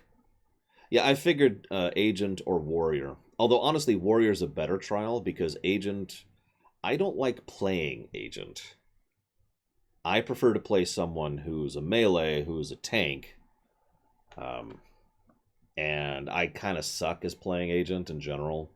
In fact, we kind of had that problem when we were going through Agent. It's a great story, don't mistake me. It's my favorite story, but playing as Agent kind of sucks for me.